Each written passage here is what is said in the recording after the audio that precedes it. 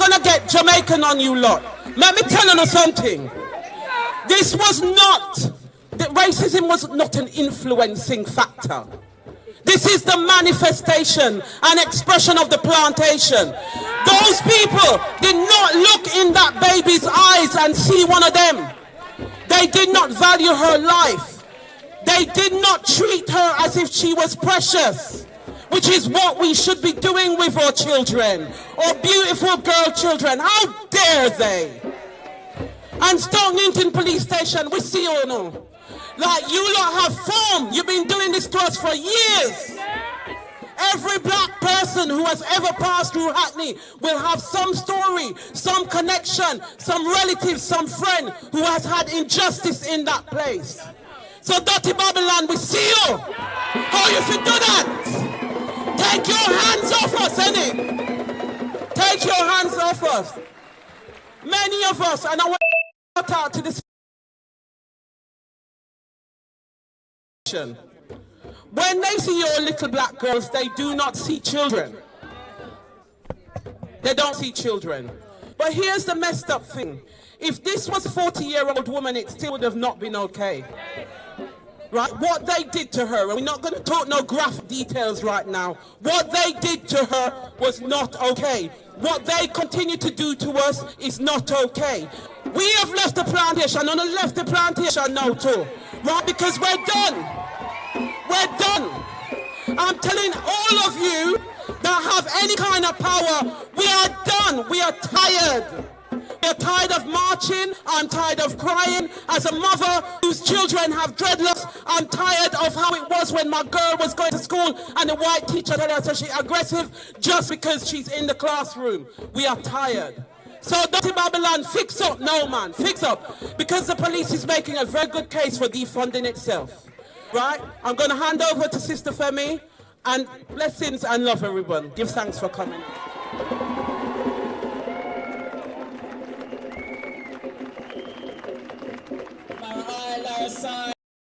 We're going to start a 2-minute silence in just a bit. But before then, I want to introduce Elizabeth Henry, who's going to lead us in that. Let me tell you a bit about Elizabeth Henry, who is going to lead us in our 2-minute silence. We invite you all to take a flower in respect and in solidarity of Black Girl Child Q. Elizabeth Henry is a former advisor on race for the Archbishop of Canterbury. But that's not all she's done. She's done 40 years of activism, 40 years fighting for race equality, 40 years of campaigning.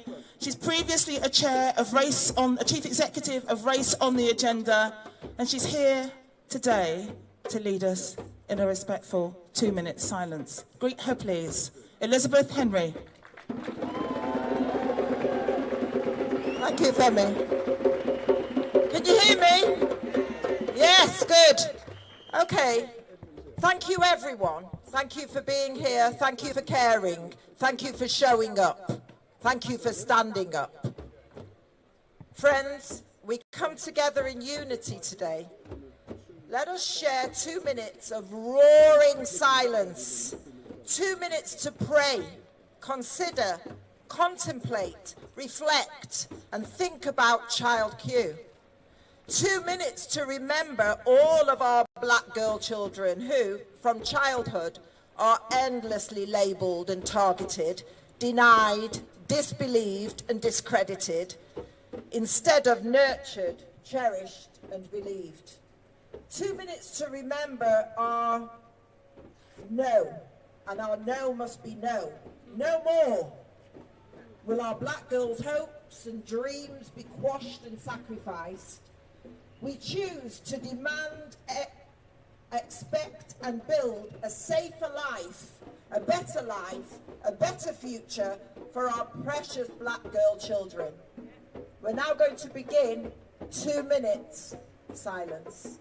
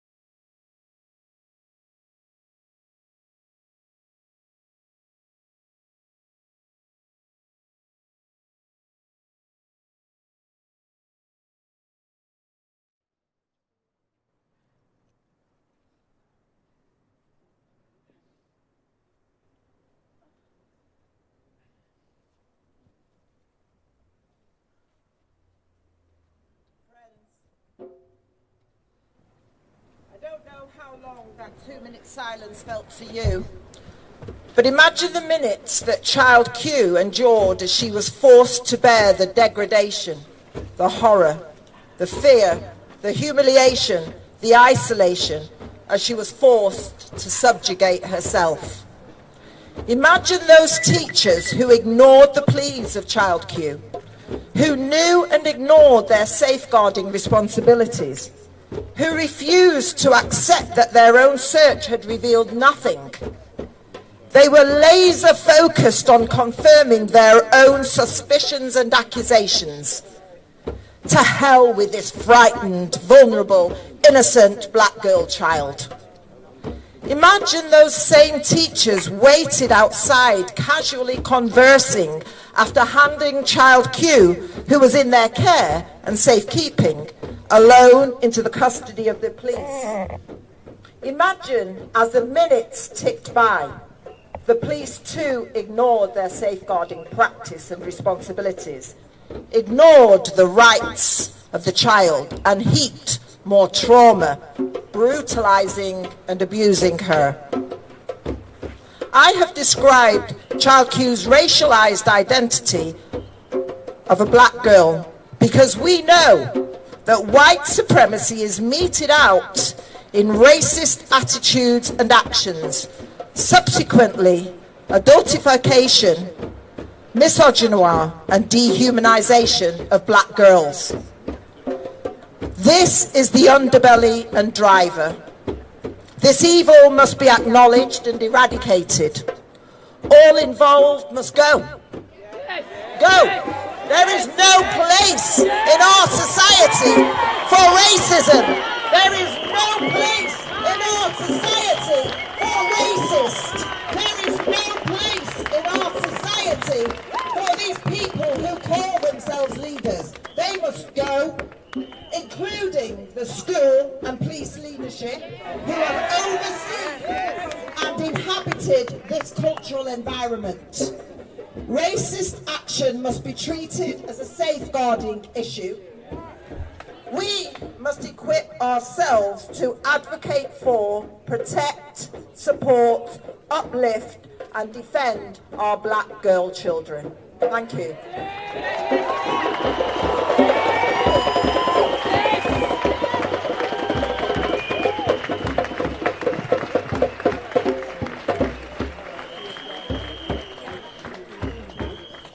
We've had some people at the back saying they can't hear us. We're going to try another mic, okay? Give us a second.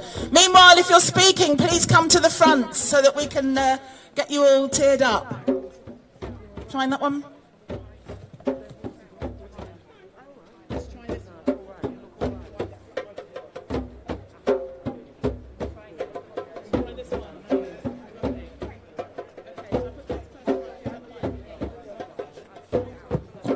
No, we're defaulting to this one. We'll come back in a minute. Thank you all for coming out today. We have some amazing people for you to talk to. Thank you for coming out in support of Black Girl Child Q. Our next speaker, she found us at Stoke Newington Police Station. And she walked with us here. And she fired us up. And we're going to introduce you to her now. Her name is Chantal Lynch. She's a writer, educator and an activist. She's the founder of BLM, Black Lives Matter Merseyside Alliance, and also co-founder of Kill the Bill, which as we know is going to be adversely affecting our black communities more than anyone else. Chantal is a previous police officer. She knows from within what they can be like. She uses her experiences to motivate her in her fight for racial equality. Say hello to Chantal. Chantal. Hey. I just want to see which is louder, okay? Mic check. Mic check. Which is better? This one? This one. No. Right. No? Okay. Both. Both? I can't use both. Right. Okay, right. So you can hear me, but we all think this one is better. Right. You're a split, guys. You're a split. Right. I'm going to speak into this one. I'm going to speak into this one. Right, thank you for coming, guys. It is beautiful to see so many people out here in solidarity with Child Q. But specifically today, I speak about a lot of things. I want to speak to the experiences of black women because our experiences are unique. And when I spoke outside Stoke Newington police station, yes, I was angry, and we have every right to be angry. And society will not tell me not to be angry. If you don't like my anger, then don't make me angry. Don't come at my people.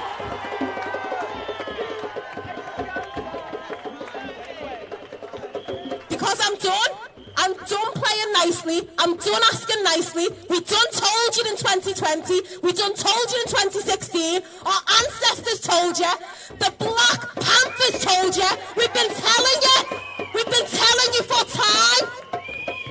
And we will not move until this system changes. So I'll take you back to the quote from Malcolm X, and I want you to really think about what he was saying here. The most disrespected person is the black woman. The most unprotected person is the black woman. The most neglected person is the black woman. Understand that. So you need to respect the black woman. You need to protect the black woman, and do not neglect the black woman, because when they come for our men, who stands at the front and defends you? It is the black woman.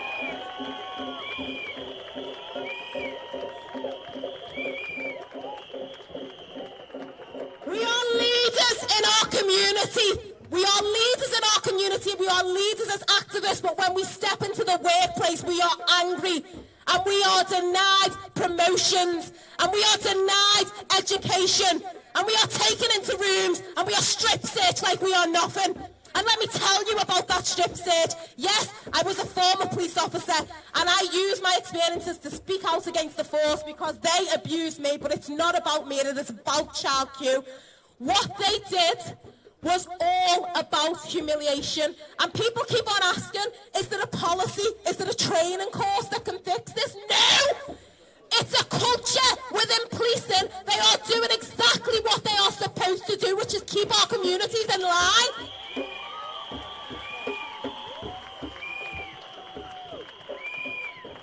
I watch my colleagues go to areas with black kids and turn them over and arrest them for cannabis, and then go to the areas with white kids and take them home and speak to the parents because they've got the whole life ahead of them. There is a two-tiered policing system in this country, and we have to call it out. We are not having it anymore. And don't come and say sorry about the one child you strip searched when we know that you strip searched 22 of ours in the last year.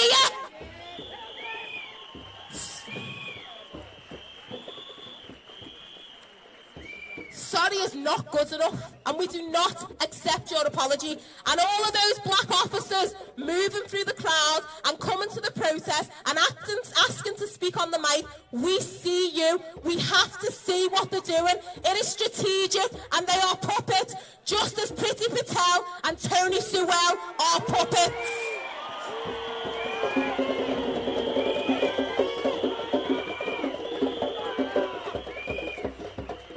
We don't kneel to the massa, and we don't say yes to the massa. We say no. We call it out. Now tell me, repeat after me. I am black. I am black. And my life matters. And my life matters. And again, I am black. I am black. And my life matters. And my life matters. And again, I am black. I am black. And my life matters. One more time. I am black. I am black. And my life matters. My life matters. Thank you very much, guys. I've been Chantal. This is StreetMic. Big up, big up, big up. Wendell Daniel from StreetMic coming to you live and direct from out of Hackney Town Hall. So we're coming to you live and direct from outside of Hackney Town Hall, and in a few moments, now we have power. Diane Abbott, MP, that was the amazing Chantal will be speaking, and the person who has just spoken is Chantal. We need to lose the music.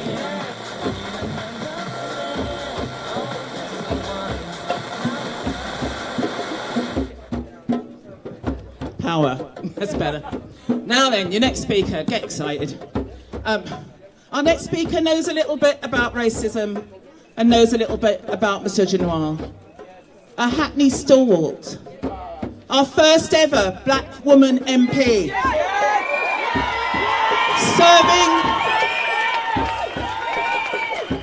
Serving the people of Hackney since 1987.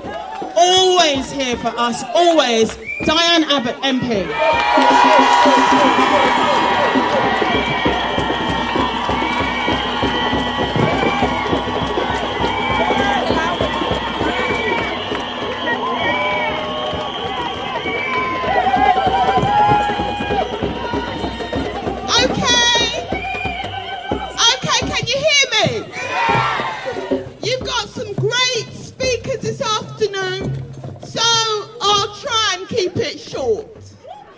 The first thing to say is when I first became the MP for Hackney North, Stoke Newington Police Station had a reputation for racist brutality second to none. A series of black men died in custody. The most famous, the saddest, was Colin Rhodes. And, you know, black men aren't dying in Hackney police stations anymore, but in many ways things haven't got much better. But what we are seeing now is a pattern of police abuse of power in relation to women, particularly black women. So we've heard about the racist language and sexist language they were using in Charing Cross Police Station. We've heard about the kidnapping and rape and murder of Sarah Everard. But we've also heard about those two black women who died, and the police who were supposed to be guarding their bodies actually took photographs of themselves with the dead black women's bodies and circulated them to other police officers. And we've had a case recently at Stoke Newington of a woman, all she did was hand a Know Your Rights card to a young black man who was being stopped and searched, and Stoke Newington police dragged her to the police station, strip searched her, and made all sorts of abusive remarks. It took that woman 9 years to get compensation and an apology. And you have to think, she can't be the only woman that the police are treating in that way. So now we come to what happened to that poor child that we are here to show solidarity with. Now, the police, the school thought they smelled cannabis. They thought they smelled cannabis. They called the police. 4 police officers came. They found no cannabis, but they strip searched her, as we all know. And as you know, she was on her period.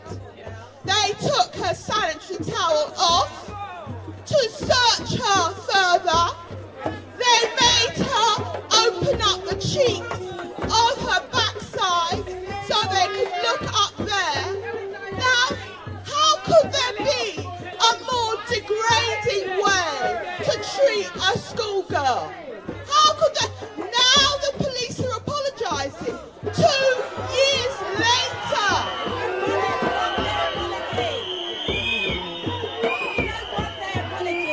It should never have happened in the first place. And why did they do it? Because they've done it before. They're used to it. The figures show and Tower Hamlets alone, last year, 25 under 18s were strip searched. And most of them were black children. Only 2 of them were white. And those are the figures from Hackney and Tower Hamlets alone. Can you imagine what the figures are for London as a whole? But let me say a few words about the school. Because in my view, the school is almost as bad.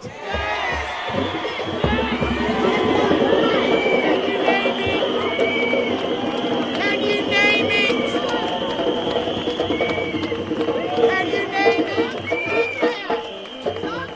How can they be calling the police on the picnic? How can they be calling the police on people's picnic like that? Let me tell you something, because you may not have read it. There was something in the paper recently about a very posh, private Roman Catholic school called Ampleforth. And it was inspected. And the inspectors found all sorts of bad things were going on. It's boys and girls go there.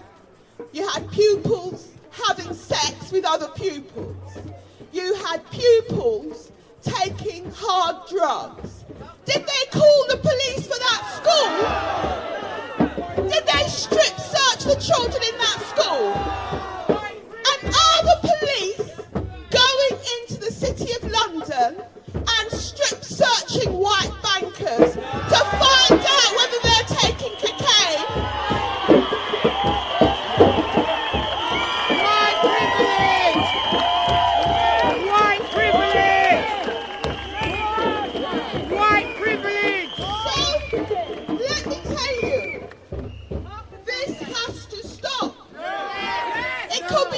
Children, it could be your niece, it could be your friend's child.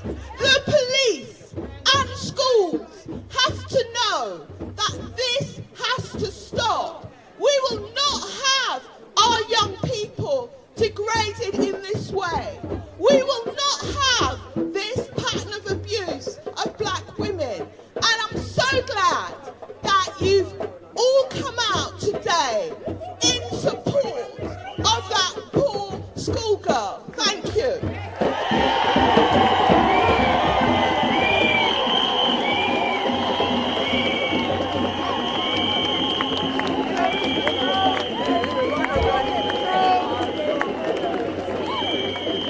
We love Diane Abbott. We're part of the thing when nobody else will. We love Diane Abbott. We love Diane, we love you. We love you. Thank you for loving us. Okay. Family, all right, before I introduce the next speaker, can we just say again, power for black girl child Q. Power! Power!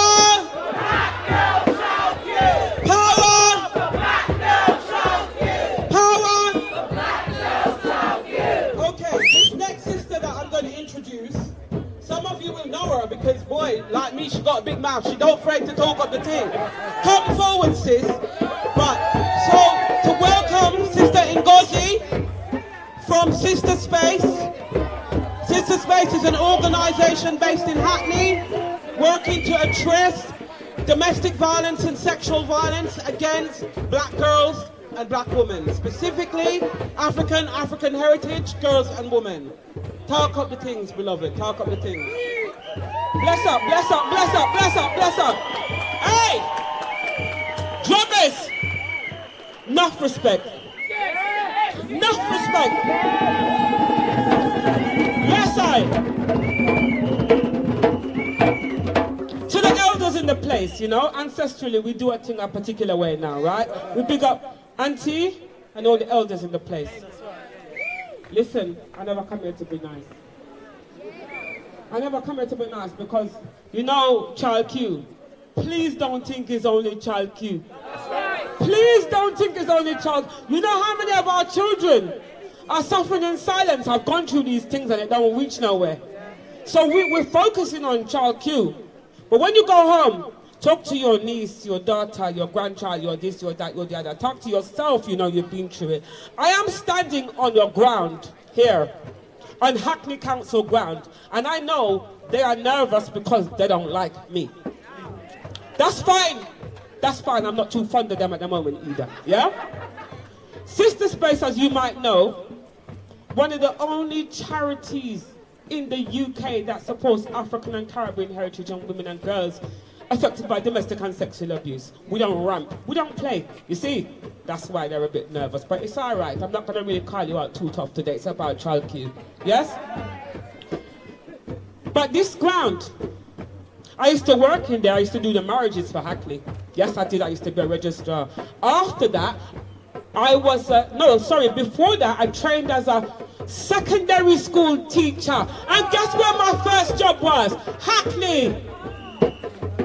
I am a secondary school teacher that used to work in Hackney. And I know about procedure. You see, you can't tell me that you smelt ganja on a child and there ain't no procedure. Let me first tell you that I also have locks, yeah? Do you know the amount of times that I was stopped from going into the classroom because people couldn't even believe that I was one of the teachers? So we know it's not easy to get into these schools. You see, 4 police people were able to come into this school, take the child out of her exam. Listen, that's sexual abuse. Let's get it right. Let's call it what it is.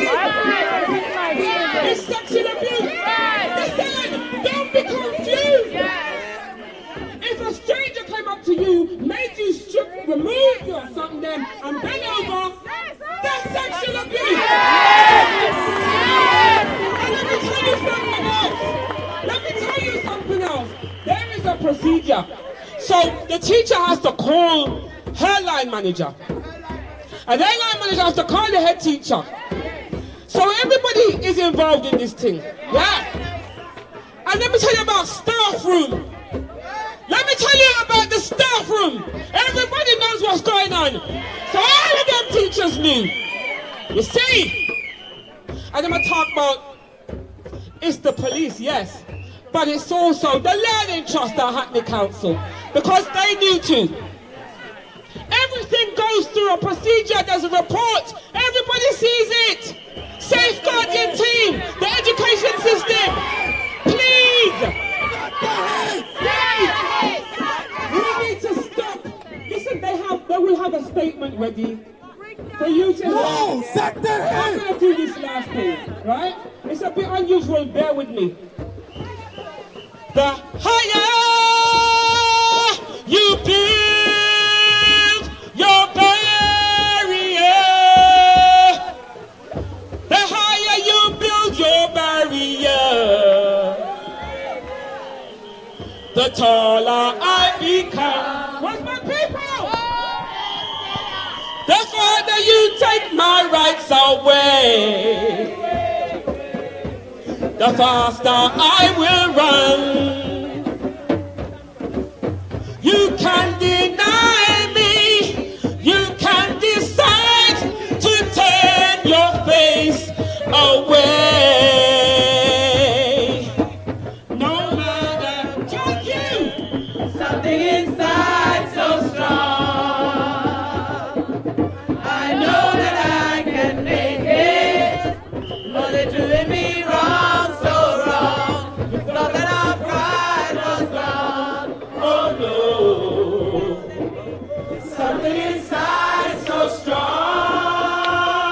Oh, something inside so strong.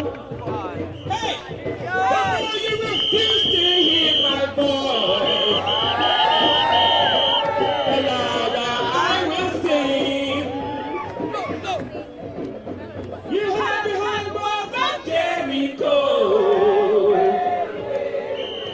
Your eyes will come tumbling. Hey!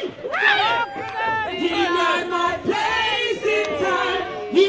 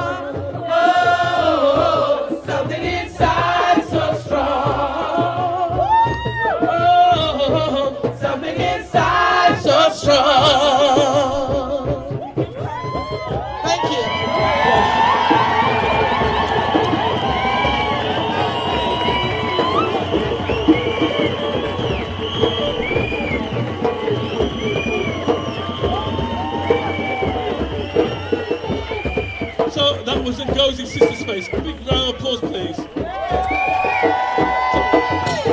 Just a public announcement. Public announcement. We've got a sign. Anyone? We've got a signer. Yeah? That's the first important thing. Secondly, who controls that drone? We don't want any drones here. We don't want any drones here. We've been enough surveillance enough over the years. So please, no more drones.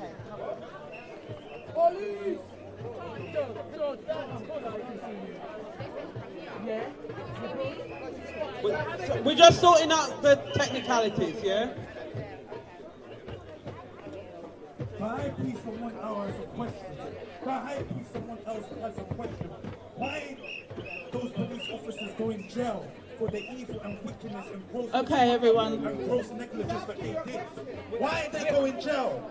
Why they go in jail? We want to know the same sort of thing. So we've got someone at the front here asking why are those officers not in jail? It's a question that a lot of people have been asking. Make some noise!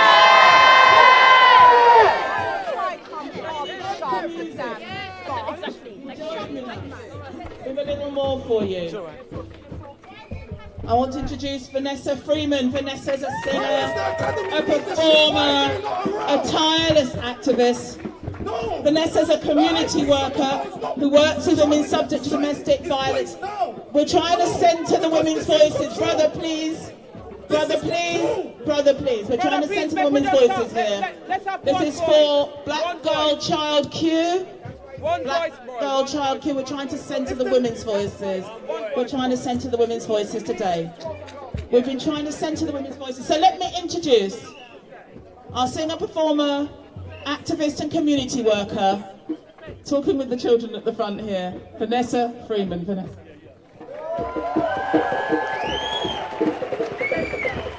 So like everybody, when I heard this, my heart broke. But the one thing that I remember is that what we stand for is something bigger than this. We stand because we can. Why each and every one of you here are standing is because we cannot. We will not let this continue, yeah? We cannot. We will not let this continue. I'm going to sing this song, and it's called Black Gold of the Sun. This is what I feel that this church is, the black gold of the sun.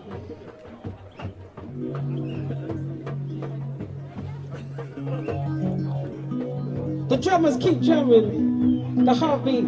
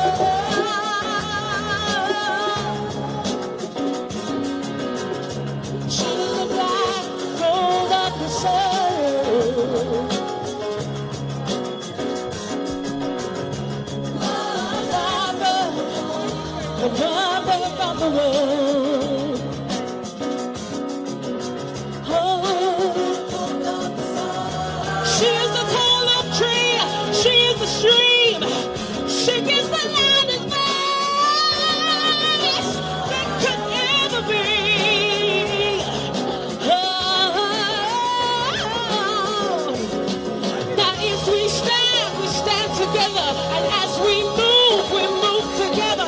How we run, how we love.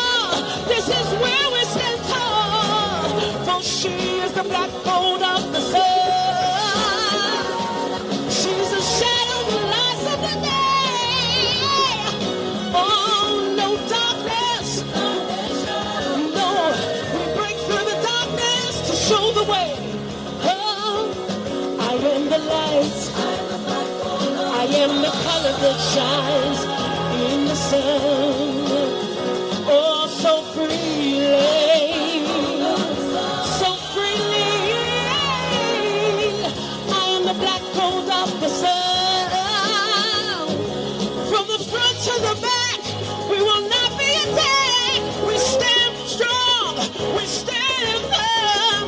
We stand for something, we don't just vote for anything. We want to see freedom, we want to see justice, we want to see power. So much power in this, all corners of this borough, all corners of nationally, all calls. But right now, what I want you to do is the rage that you feel inside. The one way to get it out is to let people know that in this space right now, we stand. We stand for something, we don't fall for anything. We stand for something, we don't fall for anything. Brothers and sisters, this must not continue. So as you stand, I want to hear your voices. I want to hear the roar.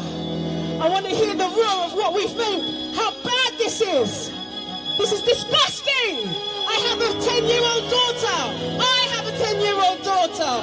I have a 10-year-old daughter. I have a 10-year-old daughter. And she's my black gold of the sun. So right about now, my friends, roll with me and say this justice must come to pass. Let me hear your voices. Let me hear your voices. Let me hear your voices.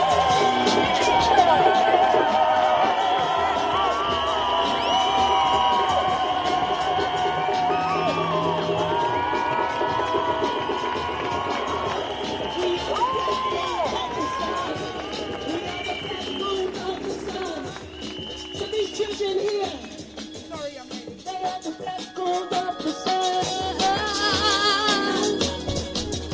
Shadows the light of the day. Yeah. Thank you for listening. Thank you for giving me time. Blessings, everybody. Let's stand together. Let's stand for this justice. Thank you.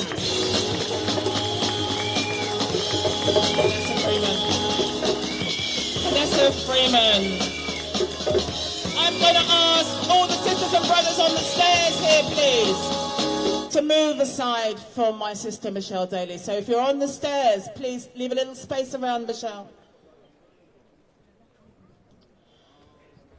I'm coming behind you, yeah? Our next speaker is a proud, black, disabled woman. Born and raised in London to Jamaican parents. She's worked in the disability field for over 15 years. She works on the national stage, the international platform. We know, don't we, that it's not just schools, it's not just police, it's all our institutions, all the different places where we find ourselves subject to the power of the patriarchy. Michelle's going to talk to us now. Michelle Daley.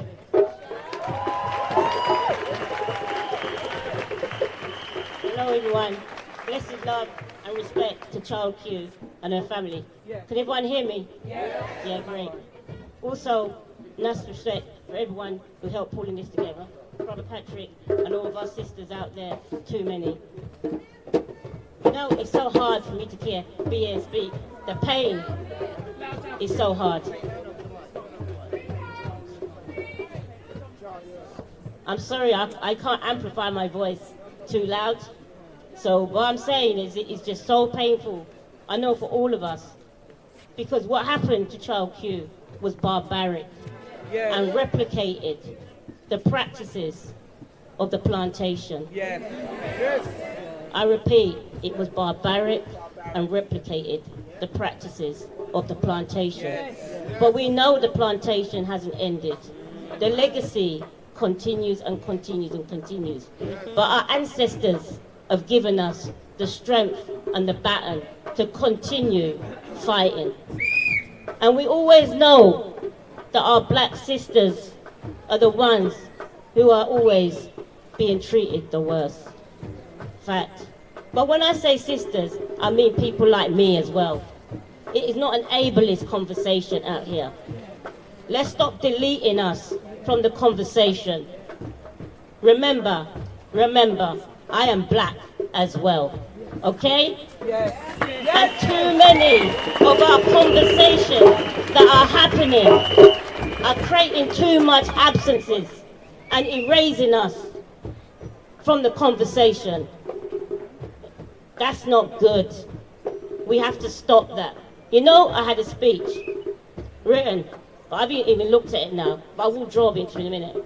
But I wanted to say, with this crowd, this is great, but remember us.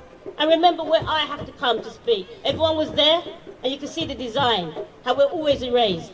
That can't happen. And it can't happen. We must stop now. Because when we talk about black rights, remember, your disabled sisters as well, okay?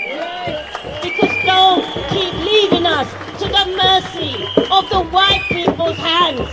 We are not being protected, okay? We are not. We are definitely not. And when you're doing that, you're making dangerous assumptions. Yes. When I'm speaking, I'm not just speaking for myself, I'm speaking for everyone. All of us, disabled sisters, who are excluded, segregated, and erased from all of the struggles. But we were part of the struggles as well. Yes, yes. And stop erasing us. Because what we're seeing from Child Q is one of the practices. What they do is when you get trauma, they say madness and then they dump us. Yes. That has to stop. I'm going to go to my speech. Sorry if I've taken too much time on the mic, but I'm going to continue. Talk, sis, talk. Let me tell you, segregation or education is not a myth. It is not a myth. Segregation is played down through the terminology special needs. Remember, the label special is not special, it's segregation. It is legal to separate children based on being like me. And if we're happy with that, shame on you. Yes. Education establishments are abusing their power to remove black and disabled children into separate and unequal education facilities, such as PRUs, alternative provisions, special schools. Yes. I wish I could say that again, but I'm getting tired, so I'm going to keep going on. We need to demand to end zero tolerance in schools, because we know who that is impacting on. Yes. School exclusions. Remove the damn police from schools. Yes. Treating our girls in schools like open property. They're not open property. We're not open property. What is going on? And abolish all forms of segregation and harm in education. Unaddressed segregation education is a major injustice which must be abolished, because it continues the cycle of racism, sexism, disableism, and ableism in society. We will not stop campaigning until all forms of violence against all black women and girls end. Justice, peace, one love. Thank you.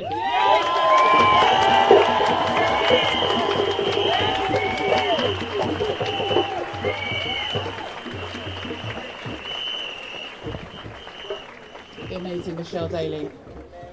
Our next speaker is known to you, Meg Hilliar MP for Hackney South and Shoreditch. She's also chair of the Public Accounts Select Committee and supported anti-racist initiatives throughout the borough. She's condemned the actions of the school publicly. I saw it in her roundup this week. Say hello, please, to Meg Hilliar MP.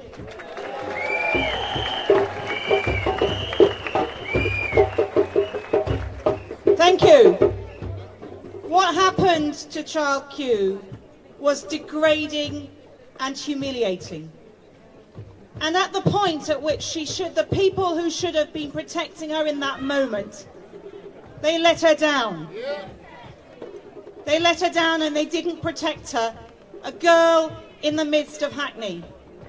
And as Diane Abbott said, in some respects, a few things have got better over the last 20 years. But no.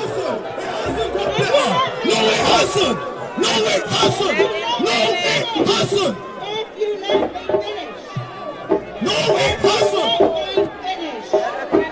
This is lies. I said a few, and I mean not enough. What happened to the child endorsed by the police that was killed?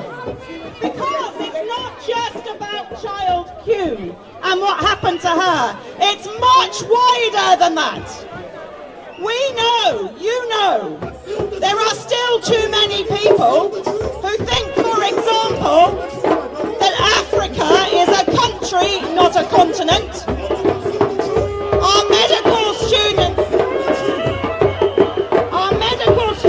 not trained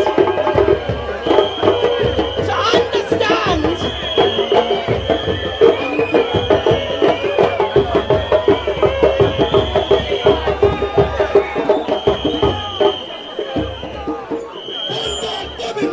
medical students who are not trained in the impact of what they do on black skin. Government policy laid down, again, not understanding the impact on black children and black people. And I'm a mother of white children, and I know that my experience is massively different than to the parents of black children. And that is not right. That is wrong. We need to see a huge shift in culture. This is one of the worst examples, but we still see children targeted because of their hairstyles. The parents of black children frightened when their children leave home because they do not know what will happen to them, and they worry they will be stopped by the police far more than parents of white children. It is not equal.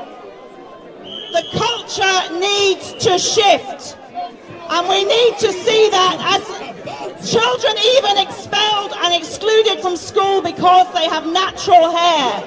This is not right.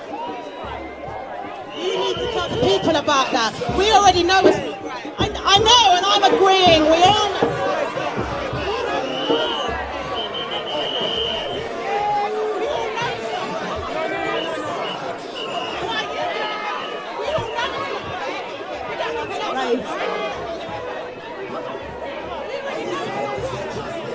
Okay, Meg Hilliar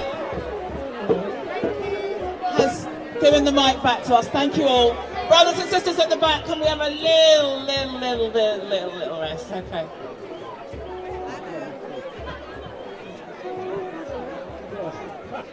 Okay, our organiser of today's event, Jackie, has to leave us. So can we just thank Jackie? Thank you very much for bringing us all together today. We stand in solidarity with you. We honour you for standing in solidarity with the black girl child, Q. Is Sandra James here from the Claudia Jones organisation? Oh, hello. Right now, it's a real honour to introduce our next speaker to you.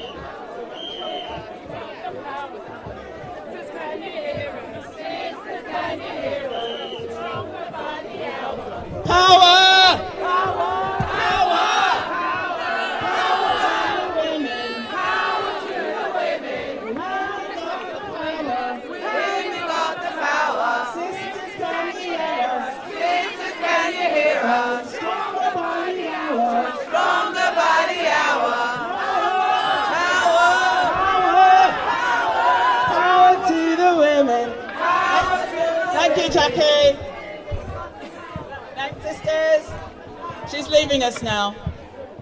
Our next speaker is the director of the Claudia James organisation. So it's Claudia Jones organisation. The Claudia Jones organisation has been working for 35 years, supporting.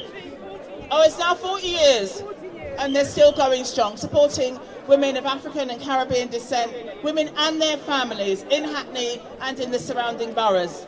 Say hello, please, to Sandra James. Sandra. Hi everybody, I'm going to be very, very short and to the point. First of all, we want to say thank you and give honour to the family Q, here for you. And also, I just want to say, all the others that have been strip searched, who have been strip searched in that manner, in that disgraceful manner, and I'm going to hold on to myself because I know we're all triggered today, but we want to give honour to you and we stand in the gap.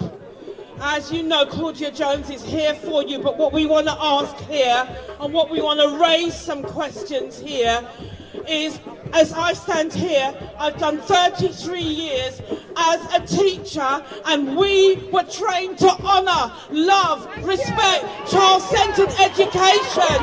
And I want to ask us today, I just want to say today, when did we in school lose our humanity? When did we forget that we are there for the children?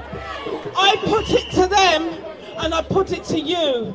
It's the years of racist practice in this borough and this country that has led to the point where they're only putting people in position, they don't care, putting them in position, they're not here for the children. We want to say sorry family Q, sorry to anybody here that has experienced that humiliating practices there. We want to ask those people here today, when did we lose our humanity? And we are here today to find it, to find our healing, to find the respect, and we want to say that we want to stand in the gap with them. I'm not going to say any more today, other than that, enough respect for the people that organised today, and we love you, Family Q.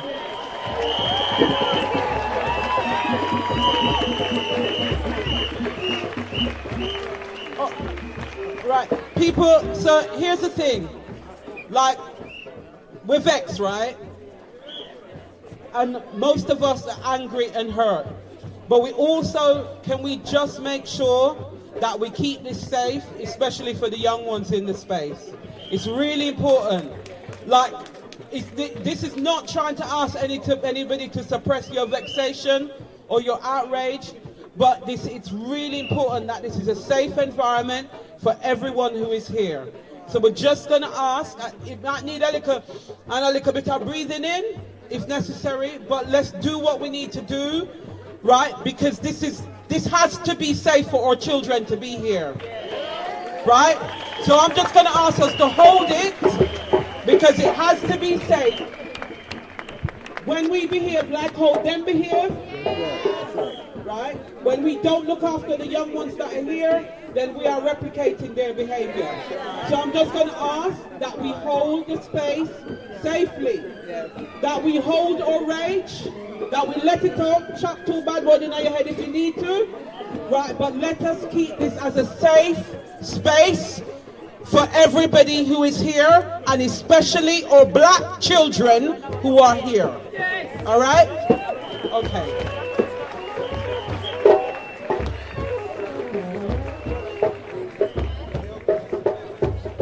We have an extra speaker for you. This is Nia. This is Nia. Nia's from Rise 365. Can we have a little less noise for the young woman over here, please? Can I ask you to respect privacy, not to ask her any questions? She just wants to speak to us today.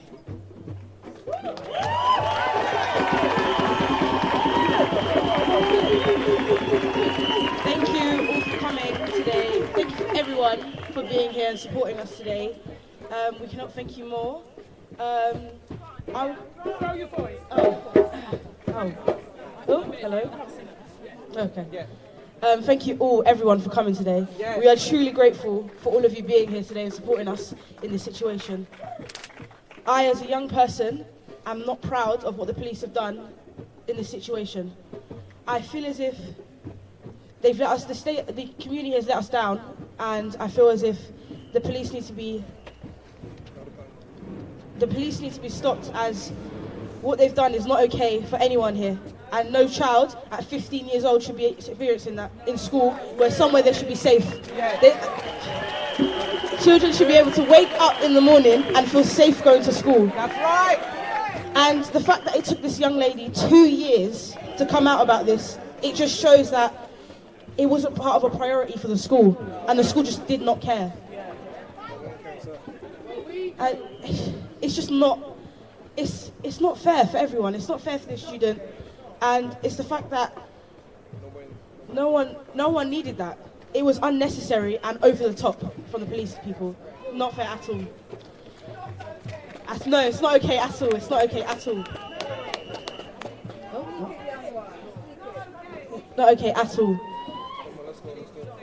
We as people, as young people of the community, going to become in the next generation, we need to better this community and get more people in power that are not racist, that are equal and fair to everyone.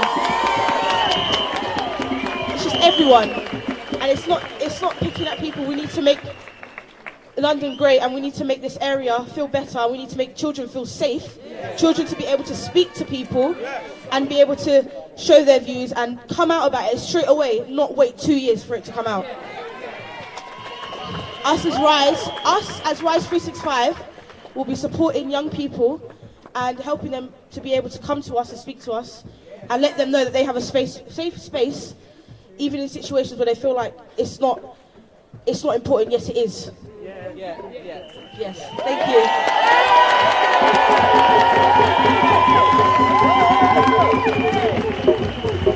We've got another young woman. She's going to have to introduce herself because she's just found her voice. Hello, I'm Khalees. I went to an academy in Hackney, and it was hell for a black young lady. I've heard young people say online, there's no point going to a protest, there's no point going to things like this, because it will happen again. What I'm telling you, it's not going to happen again. We're going to get justice. We are going to get justice. That's all I have to say. We're going to get justice.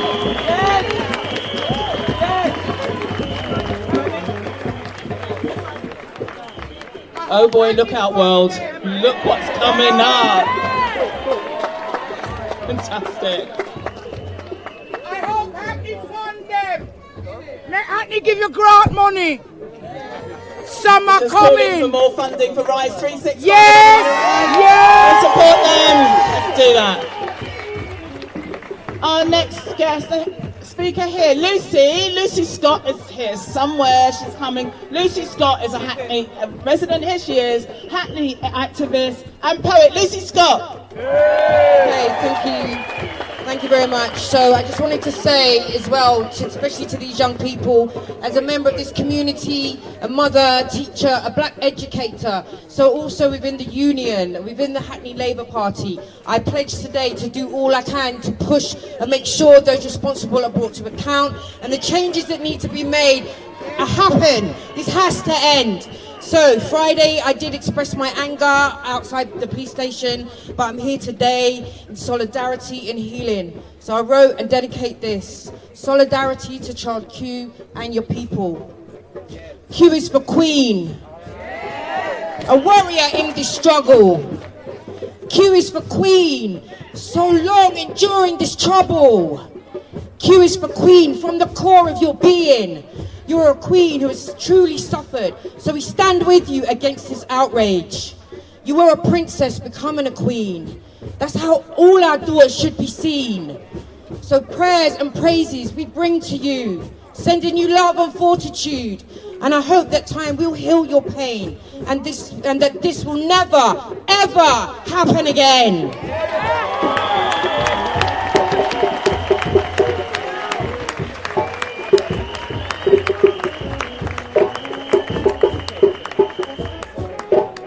We've got more speakers, strong voices for you. Mandy Reed, if you're here, can you come up? I'm expecting you to come up next.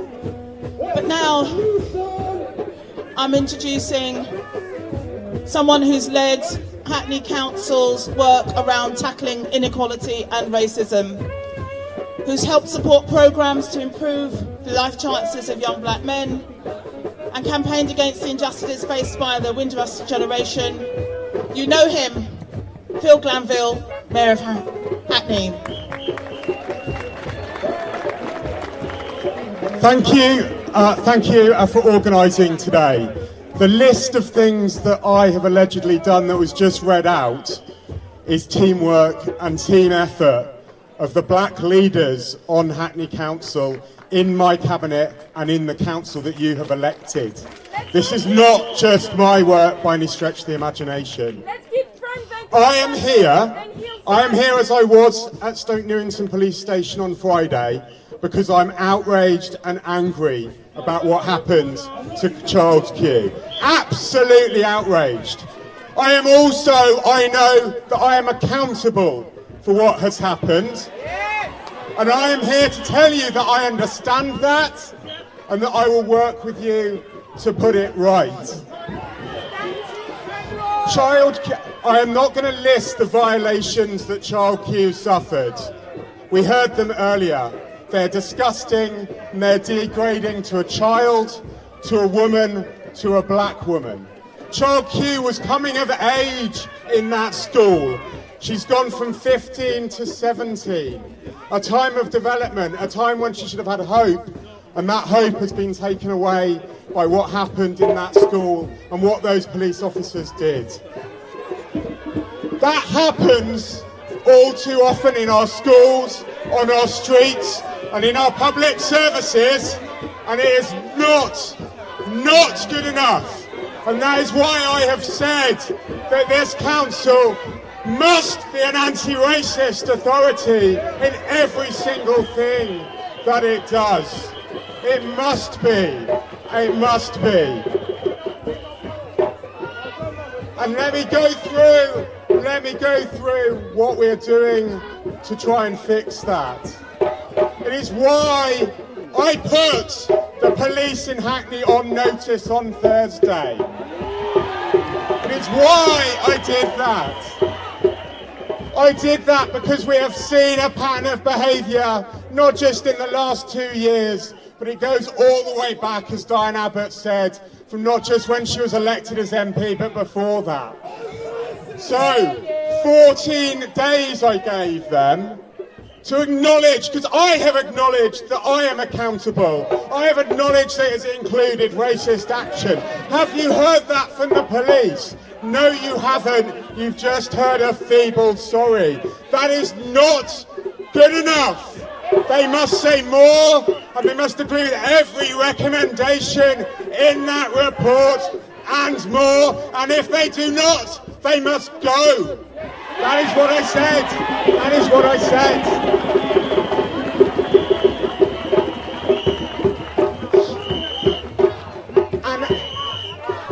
And I turn to our educators.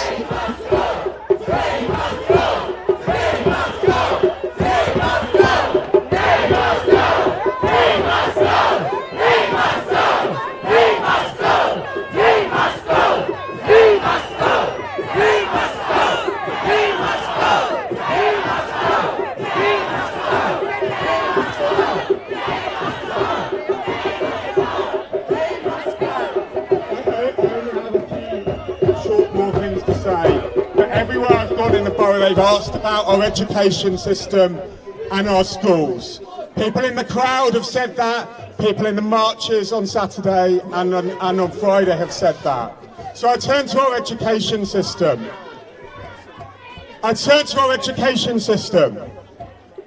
And all too often, we have seen an education system that is very willing to celebrate its successes.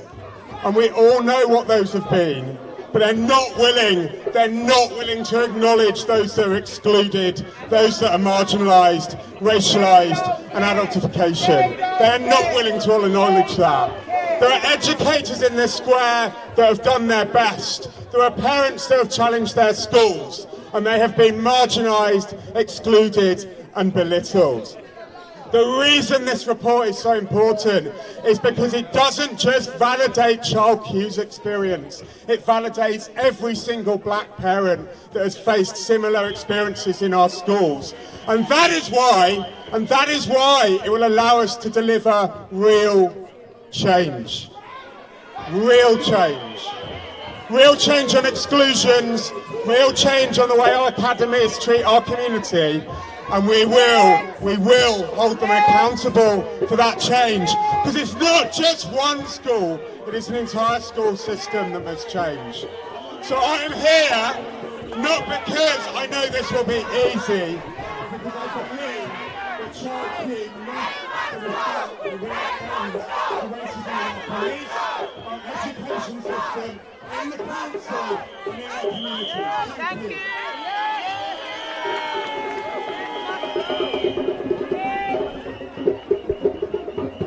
Racism been here from the 70s. Long before that.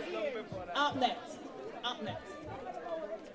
We have a woman who's been blazing a trail here in politics. She's the first leader, black woman leader of a political party. Her name is Mandy Reed, and she's the leader of the Women's Equality Party. Mandy.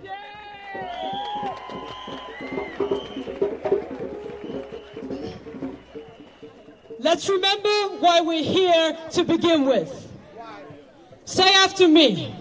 Power to black girl, child Q.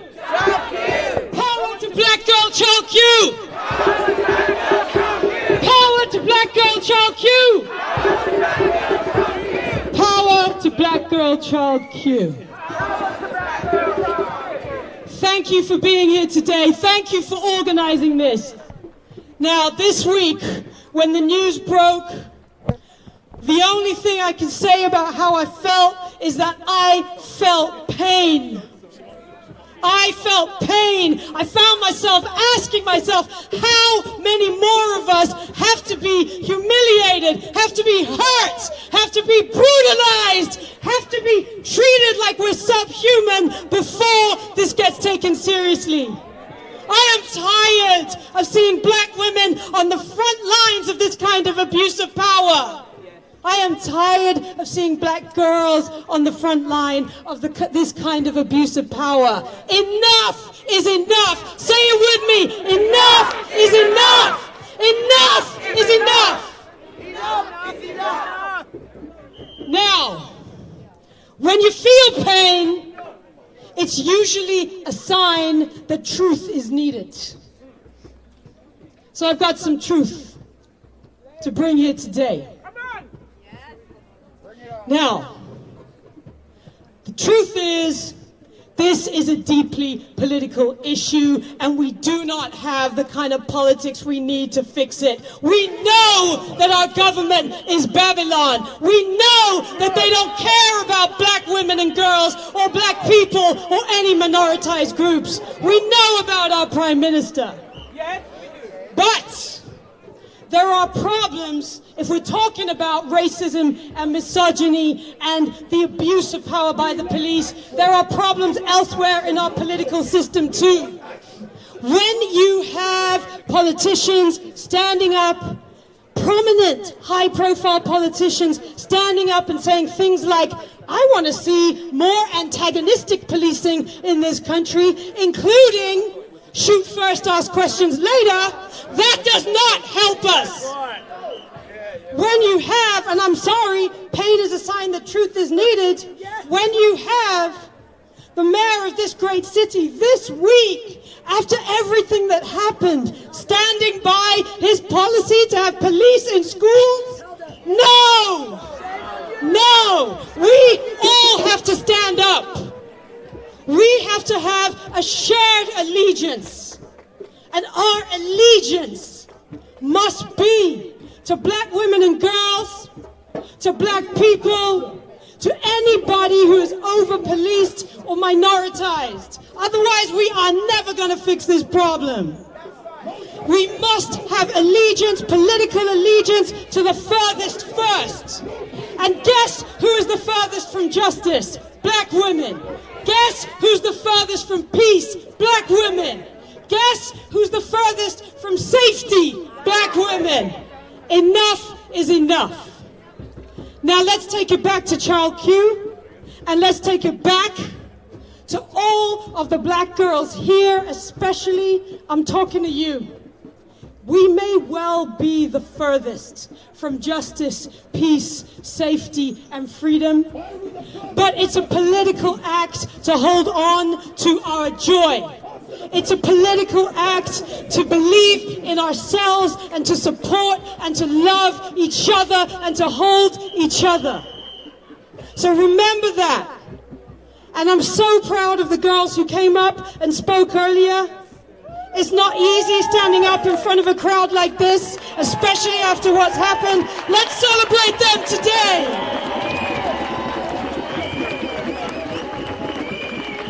Give them funding. Give them funding. So thank you. I've said enough. Thank you for being here. Let's not make this a one-off flash in the pan thing. Okay? Keep fighting until the political system changes and shifts things for us in meaningful ways. I'm tired of waiting and I'm tired of crumbs. Thank you. The Spitfire, Mandy Reed. We're centering the black girl child today. Rise 365, come and take your space. We're going to hear a word from Faith now. You going to introduce yourself? Yeah. I'm Faith Befong, and I'm a young leader. I'm Faith Befong, and I'm a... Here? Yeah. I'm Faith Befong, and I'm a young leader at Rise 365.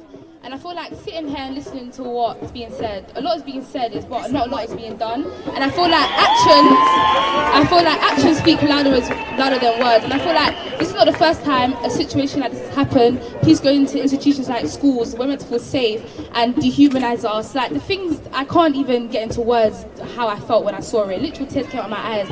And I feel like how many situations are going to happen, how much time it's supposed to take for us to actually make change and make action happen.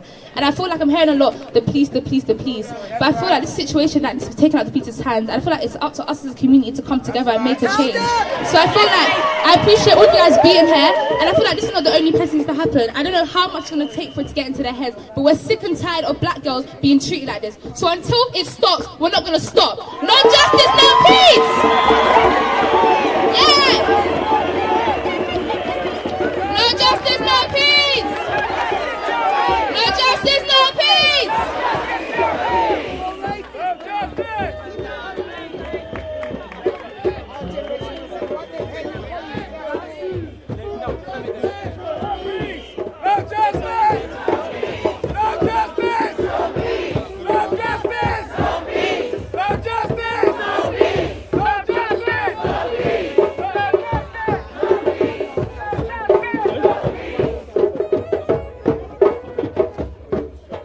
As you know, we're trying to have more black girls and women to speak, so we've got another one coming, yes?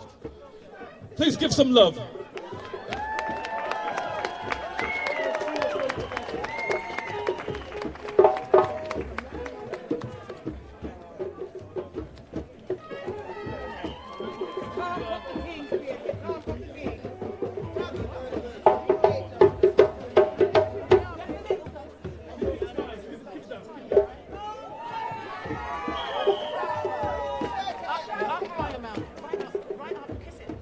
I am sick, tired and disgusted with our corrupt government.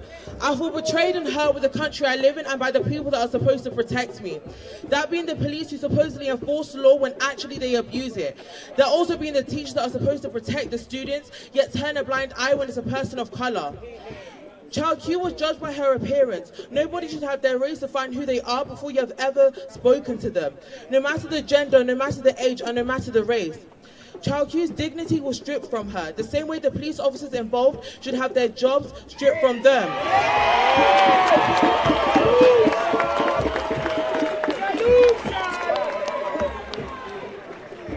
The only evidence that they had was that she allegedly smells of cannabis. After the traumatizing event, nothing was found on her. Some police officers hide behind their badge when in reality they are weak cowards.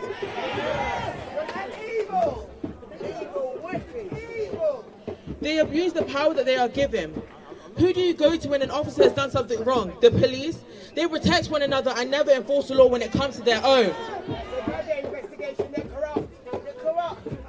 Boris Johnson has failed to make a statement about what has happened. To me, that speaks volumes. A serious situation is scaring the young citizens of the nation that you are supposed to improve. One of your roles as a Prime Minister is to oversee the civil service. Teachers and police officers are included in this.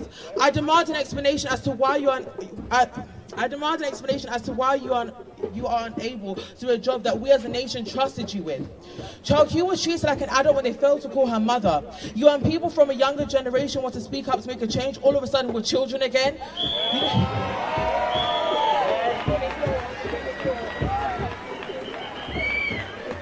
You don't get to decide when we are children and when we are not. My voice is going to be heard no matter my age. I've been raised to fear the police instead of feeling safe when they're around. We will no longer be silenced by the police. We are more united than ever. We are unbreakable. Other minors that have suffered at the hands of the police, please know that you are not alone and speak up if you feel comfortable. If you ever encounter a police officer and they are treating you in an unfair manner, make sure to get their badge number, the time and the date when it happened, and the station they work at. Solution! You can do that, but you still don't matter. Don't matter. Solution. Keep going, sis. Keep talking. Keep talking. Let the queen speak, man. Come on, let her speak. Okay. Also jot down a description of the police officer at the time. My voice may be going, but my power is not gone.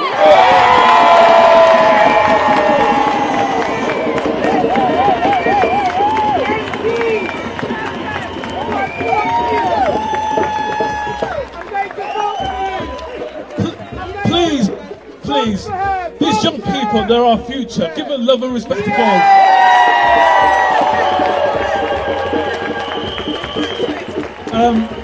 So I've got two solidarity messages which I want to read out, but next to me is a young man called Emmanuel. He was involved in organising the demo at Stoke Newton Police Station on Friday. He's got a few words to say.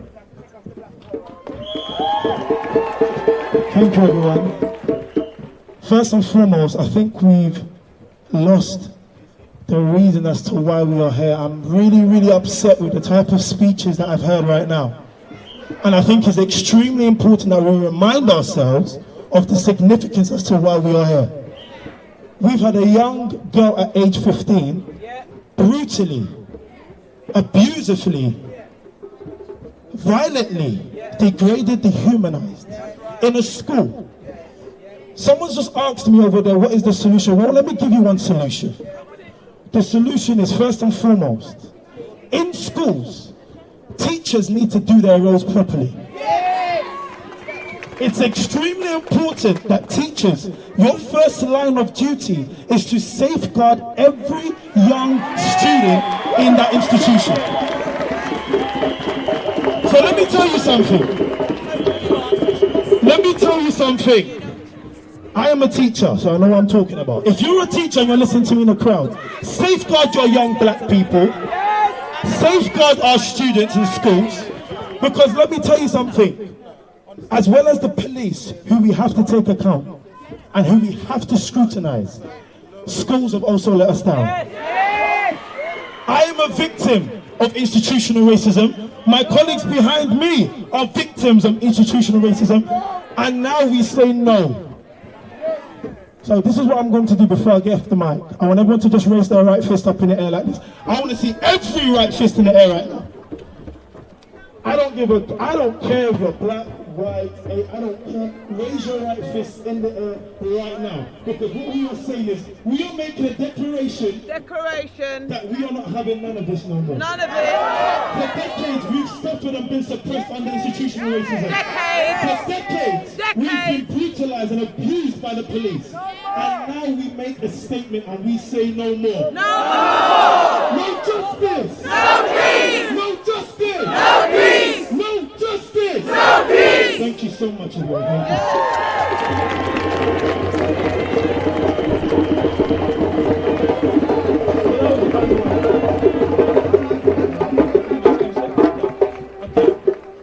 We've got another young person. Give another more love and respect, please. They're all coming out now. They want to say their words. Come on now.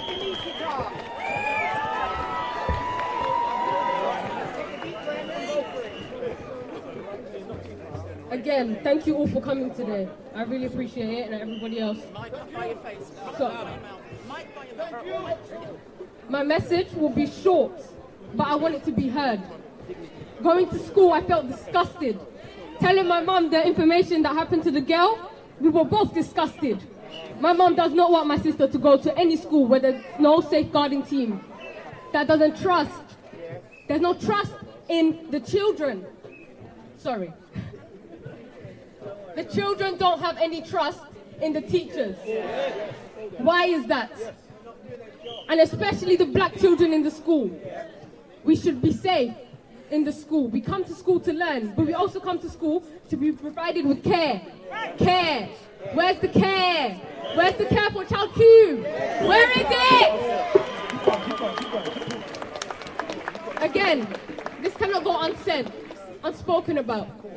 Justice needs to be made for child Q, no matter what. No justice? No peace! No justice? No peace!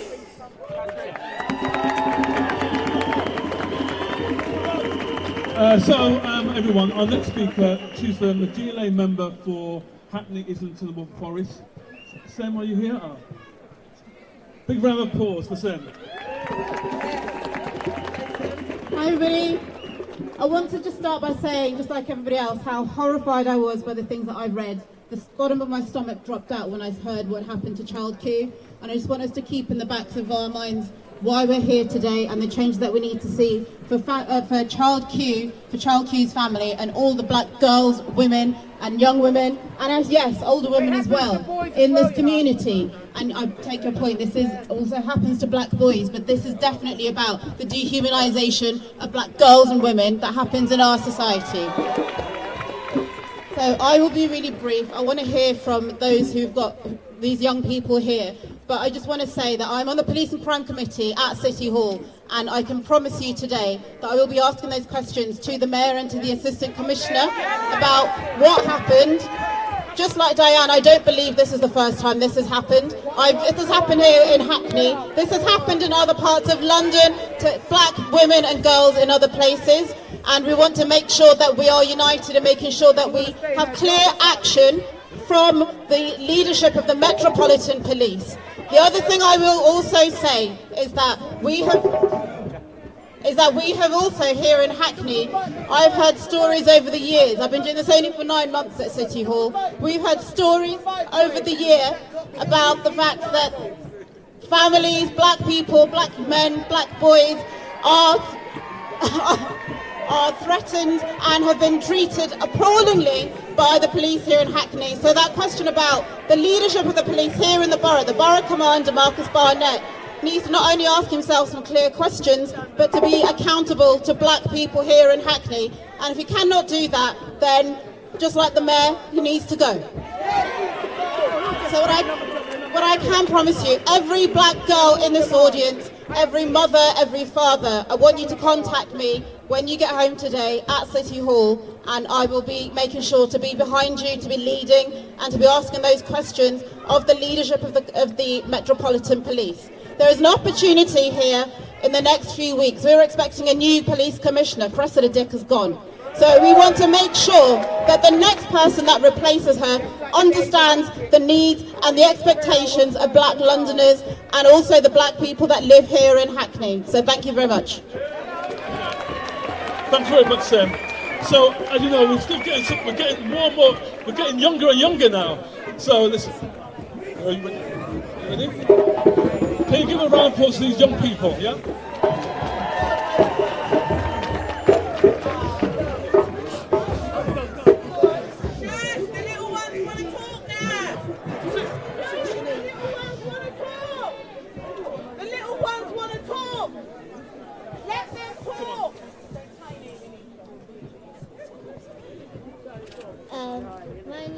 My name is Nafisa, and I don't want police in school.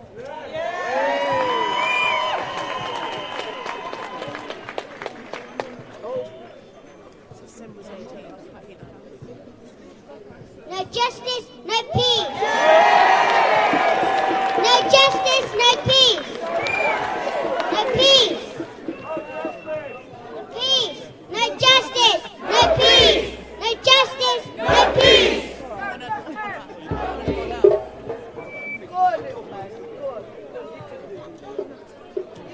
Black Lives Matter.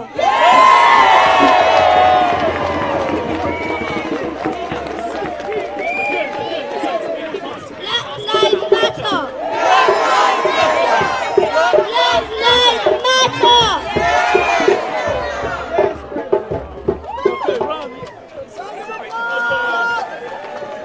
Future generation, future generation. Next speaker is the national co-coordinator of Stand Up for Racism, Bennett. I want to thank all of us for coming out, and I want to stand in solidarity with Q. Let's stand in solidarity with her. But I'm going to say this, I'm not a young person. And because I'm not a young person, I've seen this same shit over and over again. Over and over again, right? So let's be clear about what's going on. And they talk about Stoke Newington Police Station. Let's be honest about it. Do you remember PC Palumbo? Yeah! PC Palumbo drove 10 tons of cannabis through the border in order to distribute it across Hackney. So don't tell us it's something new. The problem is, the Metropolitan Police is racist to the core! Racist to the core! And our demand, Frederick Douglass said this, he said power concedes nothing without a demand. And we have to have some demands. I'm sorry, but we're going to have to abolish the Metropolitan Police. We have to do it. It was the demand that came out of the Stephen Lynch demand. And we're going to have to do it because we're going to have to build it from the bottom down. And I tell you why I say this. I'm a parent as well. And I tell you what happened to my son down Morning Lane when he was 15. They pulled down his trousers and his pants and they said they're searching. I'm not a receiver, I was vexed. I want to mash them up. But we weren't able to do it. He was with a white friend. You know what they said to him? Go and stand over there. To his credit, his friend who went to school with him said, I refuse to leave my friend. We stand together, black and white, against these people. That's why we're doing it. Yesterday, we marched. 10,000 of us marched nearly all over the world. But I am saying this. Every time Roshan Charles was murdered, we explode. We see the murder of George Floyd, we explode. But we have to have a plan. We have to have a demand. And the other part of that plan is not a plan where they say they've done a process.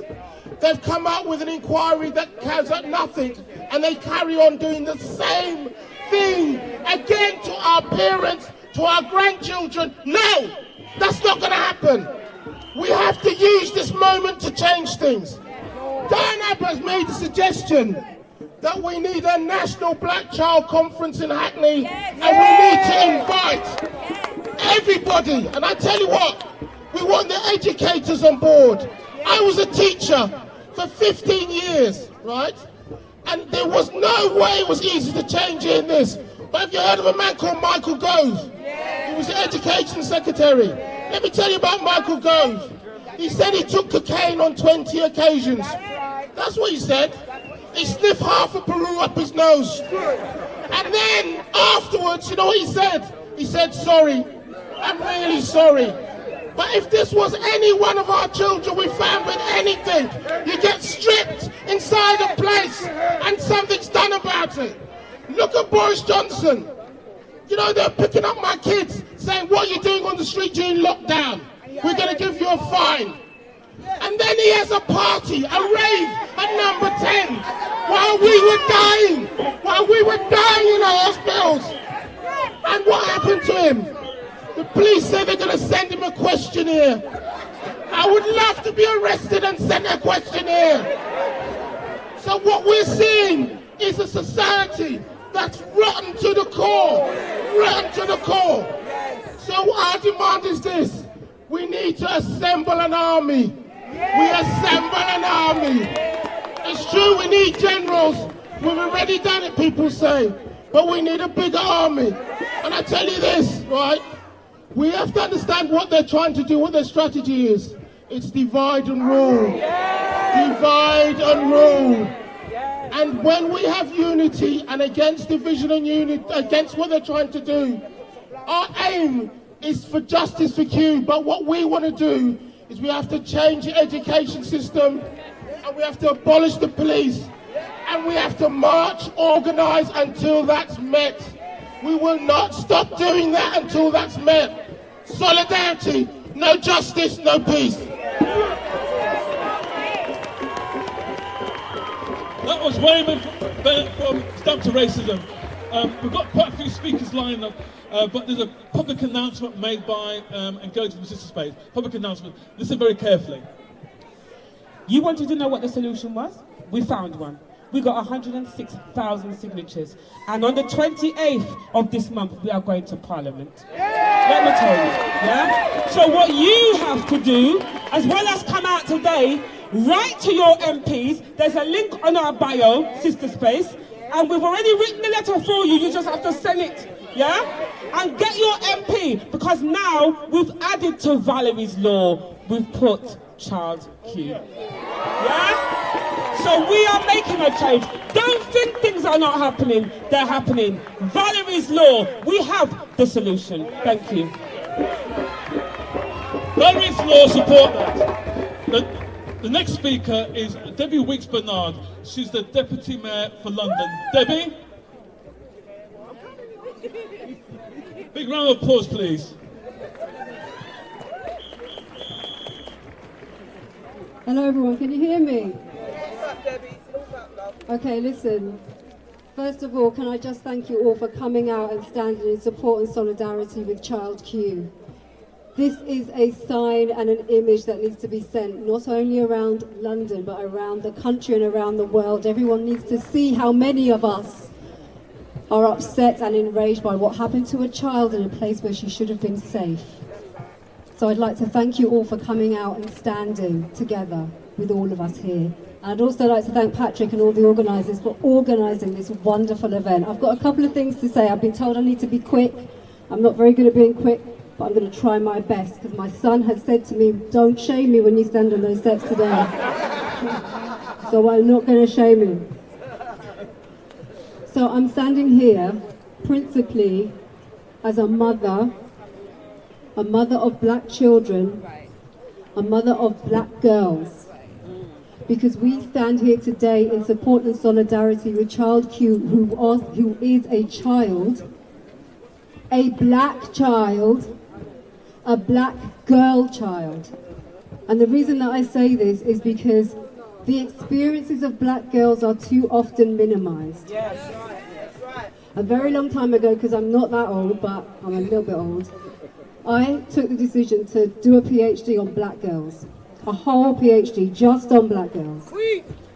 And when I decided to do that PhD, I was told by people who should have known better, why would you waste your time studying black girls? No one cares about black girls. They pose no problem. They go about their lives and they're fine. And that, to me, it showed me two things. First, it showed me the way in which black girls, black women are minimized. Our experiences are considered non-important, not important. We have you. We've got you. We've got you. Yeah, we've got you. We've got you. The sisterhood is here.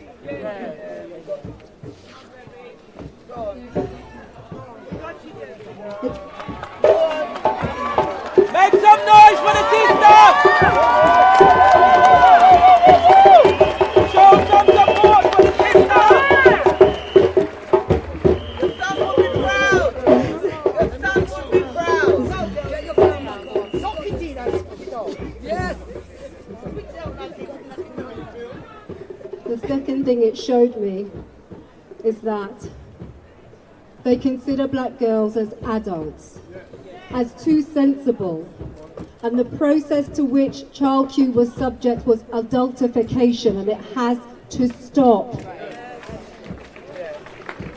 We send our children to school every day to be educated. We send our children to school to have their minds and their horizons expanded by knowledge. We send our children to school to be cared for and nurtured by those who have the responsibility to care and nurture for them. We do not send our children to school to be harmed, to be scrutinized, to be dehumanized, to be brutalized or violated. We also do not send our children to school or any other institution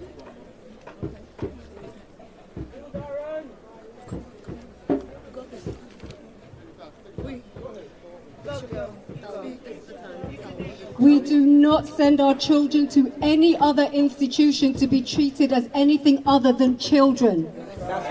Not as adults.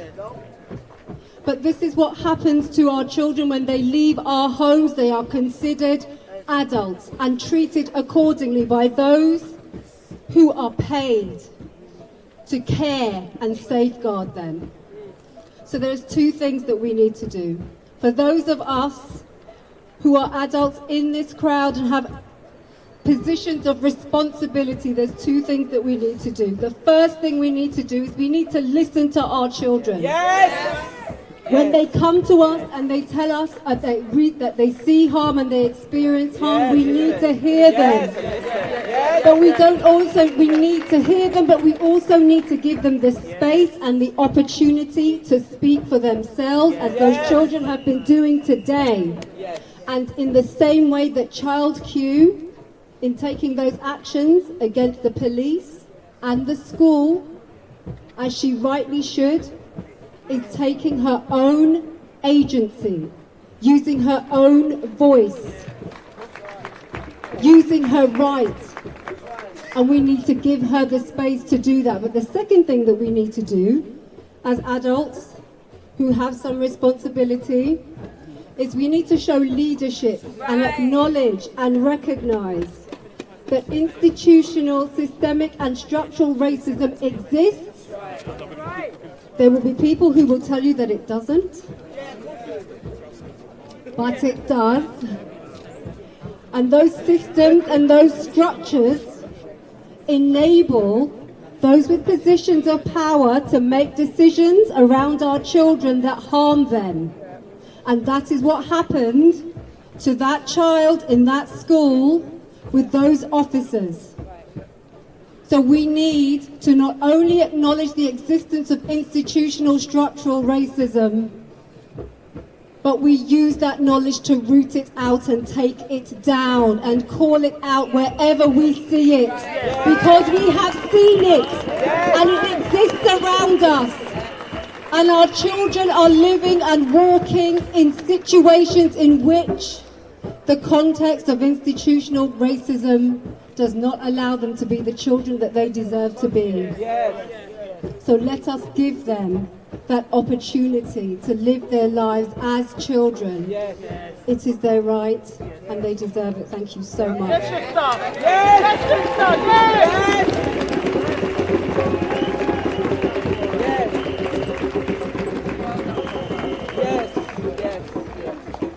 Debbie Wiggs-Bernard, Deputy Mayor for London. Thank you. In solidarity there with that girl child Q. Our next speaker is an activist and a campaigner. I'm going to bring on Marcia Rigg.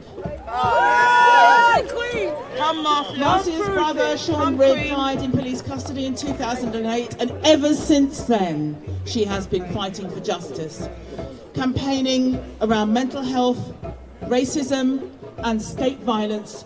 She's here. We're proud that she's here with us today. Marcia Rigg.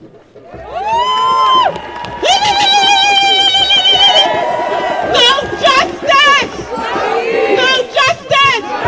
No justice! No justice! Thank you all. The crowd is wonderful. Child Q for Queen. Yes. Know that your community is standing up for you and all the younger generation here today. Queen child, I'm talking to you. That's right. My sister, our future generations. Queen child, know that you cannot lose when you have your community standing up for your rights, fighting for equality, fighting for our human rights, fighting for our dignity. As young women, our only hope is in our younger generation. Our hope is in them to change the systemic patterns and failures that our people have received for hundreds of years. They say the slave Atlantic trade is abolished, but slavery is still existing. In our schools, the plantations are in our schools, prisons, mental health institutions, where they are killing, over-medicating our young boys, and now they're abusing our girls. Demand them, the young boys, stand up for our queens of future. Those police officers, 2 women, police officers. What kind of a woman are they? Would they do that to their own daughter? To their own niece? To themselves? What kind of a women are they? Nonsense! Nonsense! Have you ever heard of anything like that? I'm telling you, I was fuming. We are fuming. And the crowd today is beautiful, but the trick is, I'm telling you, you cannot give up. It must not die down. The whole of London have to rise up against these people to let them know that it is done. Not enough is enough. It's done. Because you cannot violate our young women like they used to rape us. Like they used to rape us and kill our black men. It can't go on like that in 2022 in Hackney. Really? Really? Come on now. Younger generation, our queens and our kings. I'm standing up for you all. And all the people here today are standing up for you all. Be strong. Be strong. You cannot lose. No justice. No justice. No justice. No justice. No justice. No justice. No justice. Police officers have to go to prison when they have killed our children. Sarah Everard, a young white woman, was murdered by a police officer. Yes, he got what he deserved. Within 6 months, he got a whole life sentence. A whole life sentence. What about Joy Gardner? Cynthia Jarrett? Jerry Gross? Satan Sims? All our Sarah Reed? All our women? And now our 15-year-old daughters? You're crazy! They're crazy! Crazy! Because we mustn't stop the Don't let this campaigning die down. That's what they're waiting for. It took 2 years. Standard. It's 2 years for it to come out. How many girls were abused during that time? We want to know. We want to know. And those teachers should be sacked. Name and shame the police officers. Name and shame them. Because enough is enough. Queen Child, we're rooting for you. Marcia Riggs, thank you, Marcia. So much power. Listen, thank you all for coming out today. We have 3 more speakers. We have 3 more speakers for you. See what a good look can do. If only we could change these things with a look. Wouldn't that be good? We've got 3 more speakers for you. One of them is she's the director of one of our oldest think tanks in the UK that works around racism. It's the Runnymede Trust. And up next is Halima Begum. Halima. Good afternoon all. My name is Wendell Daniel from StreetMic, coming to you live and direct from outside of Hackney Town Hall. Okay, quite small. What happened to Child Q was an abuse of power. What happened to Child Q was an attempt to show her that she didn't matter, that whatever happened to her, there was going to be no accountability. So this is why we're here today, to show Child Q and every other black girl behind me that actually she matters. She has her people, her community, her institutions who will come out on a Sunday, whatever else they're doing, and protect her. So she never feels that that will ever happen to her again. What happened to Child Q wasn't just a bad apple in a school, no. Because you know what, if it was a bad apple in a school or in a playground, she would have dealt with it. She knows how to deal with that. Because as her caregivers, her parents would have told her how to deal with a situation in a child's playground. What happened was the full force of an institution that actually challenged her and suppressed her and abused her. I say institution because it's quite easy to say sack a few people here and there.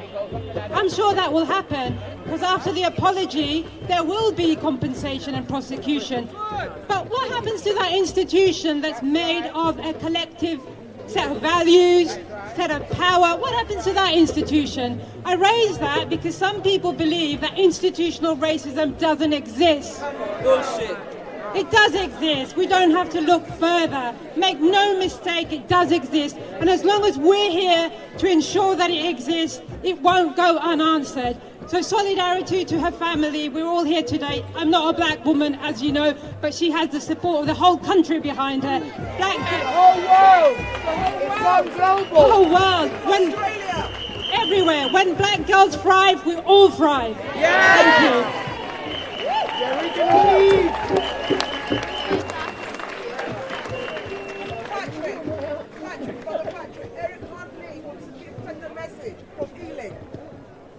Eric Huntley. So we're coming to the end. We've got about 2-3 more speakers, then we're going to finish. We're trying to finish on 4. The next speaker is from Barrack UK, and it's Hector, one of the national officers. Thanks so much, Patrick. I'm Hector Wesley from Black Actors Rise Against Cuts, an organisation run by black women, and so I'm actually been instructed by them to come here and speak today. So I don't mind that. If women are in charge, we'll be a better place. That's absolutely fine. My words of solidarity is with Child Q and her family, because this is another instance in a long history of black people being treated terribly in this country. And, you know, I hope we don't hear again about this talk about a post-racial society, that we've gone beyond race. It's ridiculous. These types of instances show us that we've still got a battle to fight, and it's disgraceful that it's happening. You know, I mean, I grew up I was at school in the 1970s, 1980s, and when I heard what happened to Child Q, it brought me right back to those days, and I thought, have we changed as a society? Have we really changed? I remember when I was at school, but my teacher said to me, if you like somewhere not safe, if you feel if you're not if you feel in difficulty, go and find a policeman. You remember that? And I thought that was crazy advice then. It's crazy advice now. But the key thing I want to say, and the reason why I'm actually, want to make absolutely clear, we will, my organisation, my trade union PCS, will absolutely support the family however long it takes, is because of the injustice. We all know, if Child Q was black, was white, she would not have been treated in that way. We all know that. We all know that, right? And that's the reality.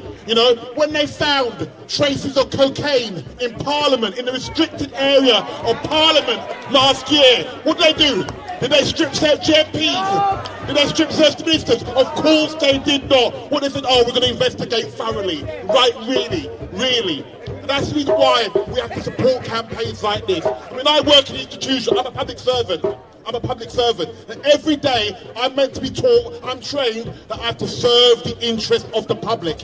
What gets me, when those officers did what they did to Child Q, were they thinking of the interest of the public? Were they thinking? And that is why, fundamentally, and I end on this point, there has to be accountability. I get told all the time there's good, you can't tell all the police, you can't say they're all bad. There are good police officers in there.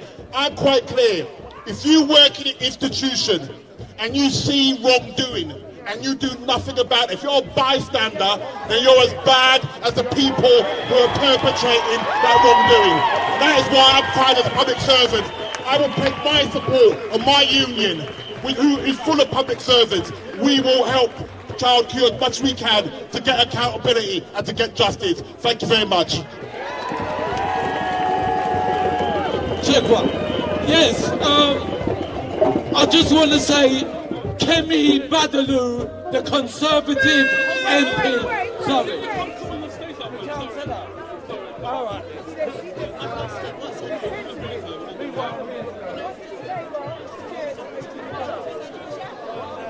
Can I just introduce my queen and comrade, co-founder of the Kill the Bill Coalition, founder of BLM Leeds, Martina Newton! When I say black child, you say matter, black child! Matter! Black child! Matter! When I say black child, you say matter, black child! Matter! Black child! Matter! No justice! No peace! No justice! No peace! No racist! No peace! No racist! No peace! No justice! No peace! No justice! No peace! No racist! No peace! No racist! No peace! I don't know about you, but I'm tired of this. I don't know about you, but I am tired.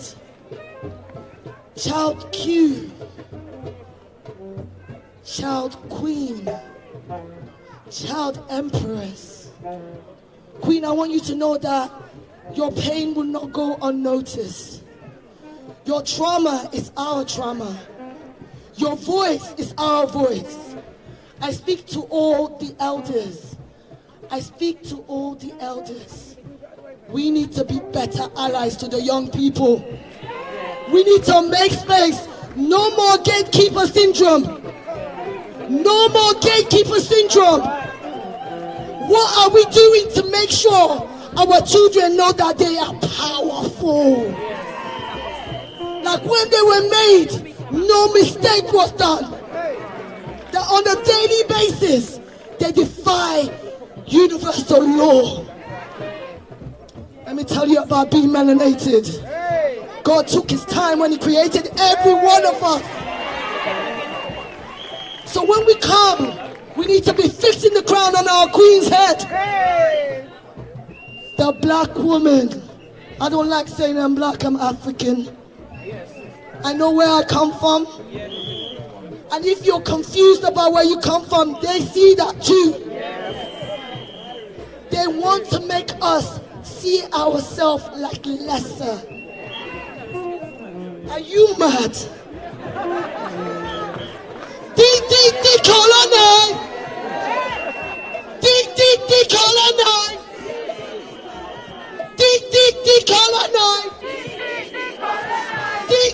Decolonize! Decolonize!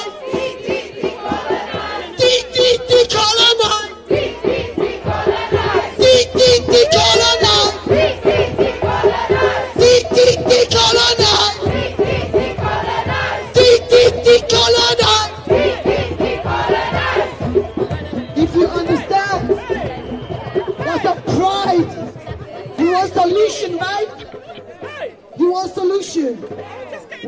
solution. Children and adults, when you go to a school tomorrow and there's a police officer in the school, walk out. When you go to school tomorrow and there's police officer in the school, walk out. And I want the community to back the thing. I want the adults and the elders to back the thing. Why do we have police in school, first of all? Make it make sense. But do you know that there's something called the Police and Crime Sentencing Bill? So when I say kill the bill, let me make it clear. I mean kill the Police and Crime Sentencing Bill. Which means they're going to have more police officers in our schools. So what happened to Child Q will still happen again. We're not going to take that shit. So when I tell you, when you walk into school tomorrow and you see police officers in your school, even as parents, when you drop your kids off and you see police officers in your school, take your pikin, come out.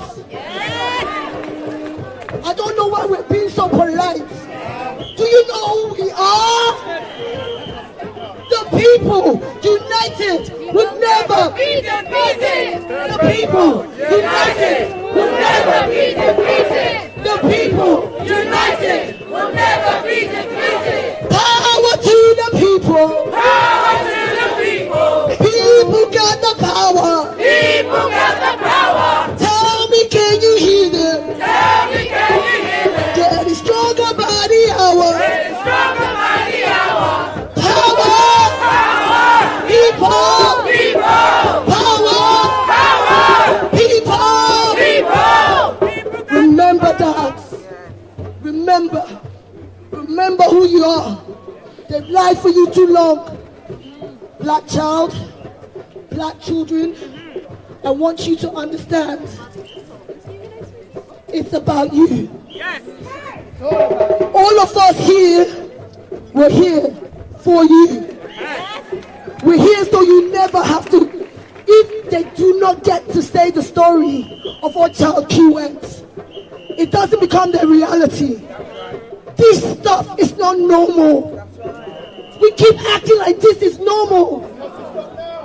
This is not normal. And we can't just be angry and complain. We need to take change. We need to take action.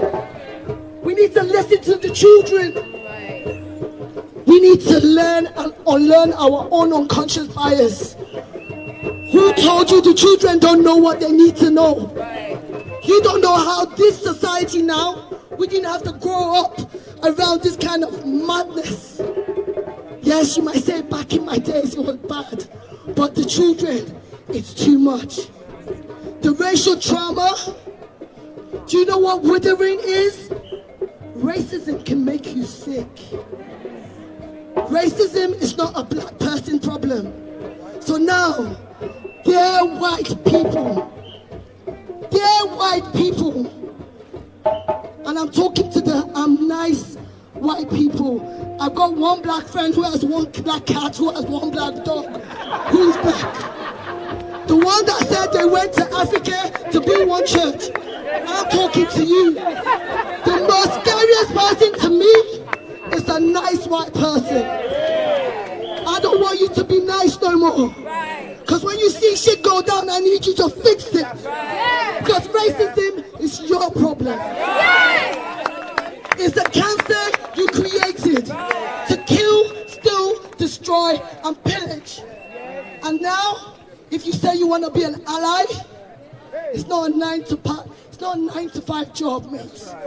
You don't do it to tick no freaking box. I don't need your statements.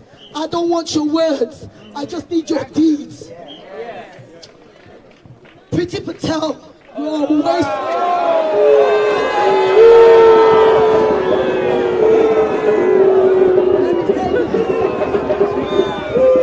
When they say no all skin folks are kin folks, that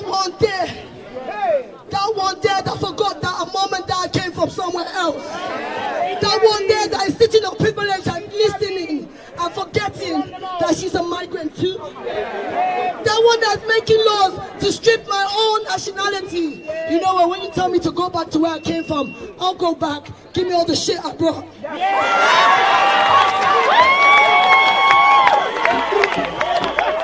But let me let you know, black child, black kings, black queens, you are so phenomenal. Like the ancestors, stand with us. Do you understand who our ancestors are? Do you understand what our ancestors are? So when you speak with authority. When you stand like you know who you are. And when you shout, let them know the rage of a black queen. And black kings, we need you more than ever. Black kings, we love you more than ever. Black kings, we need to stand united. I want to let you know that you matter. Thank you so much.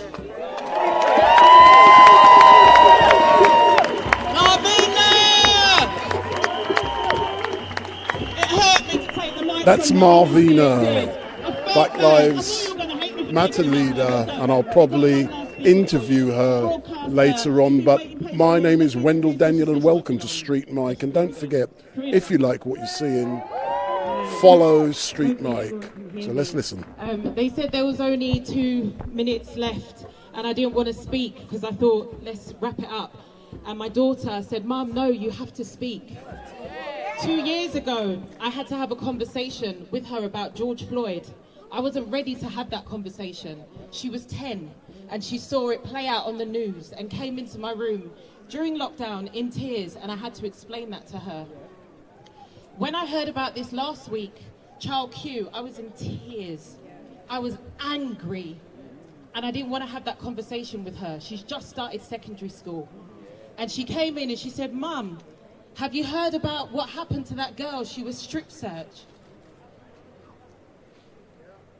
And my heart went again, because again, I was forced to have a conversation with my black girl about what her experiences are going to be like as a black girl living in this world. As women, before we even bring children into this world, we are at risk.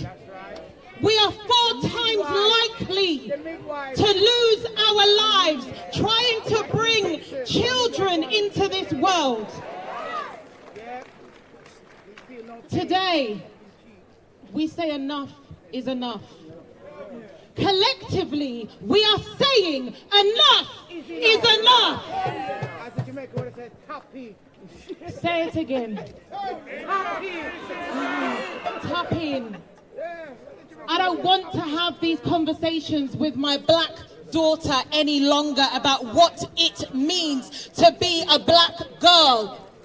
On the way up here, I had to say to her, Soraya, if the police or anyone in school puts you in a situation you don't want to be in or you feel uncomfortable, tell them, ring my mum. Ring my mum. I shouldn't have to have that conversation with her, but I did. We are solution focused. And I just want to say, I'm a school governor at a secondary school in Lambeth, because I've seen firsthand what happens when kids are excluded from school and the pathway they're forced to take. There was one other black school governor on the governing board when I started in Lambeth, and it was the MP, Belle Ribeiro Addy. Where's the rest of us? Why are we not occupying these spaces? Why are we not holding the schools accountable? Ask yourself, why am I not a school governor?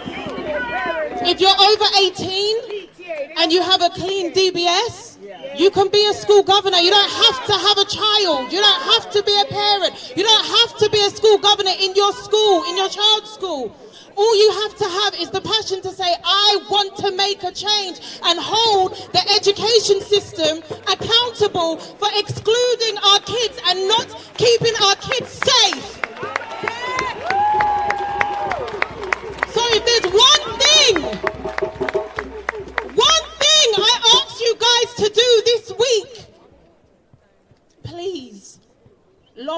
your local authority website. Google become a school governor. Reach out to me if you want to. I'm always on Twitter talking about the importance of being a school governor. _ Karina WHCARINA. Please apply and become a school governor. We need you. We need you. And also join your PTA groups as well. Thank you. We're coming to you live and direct from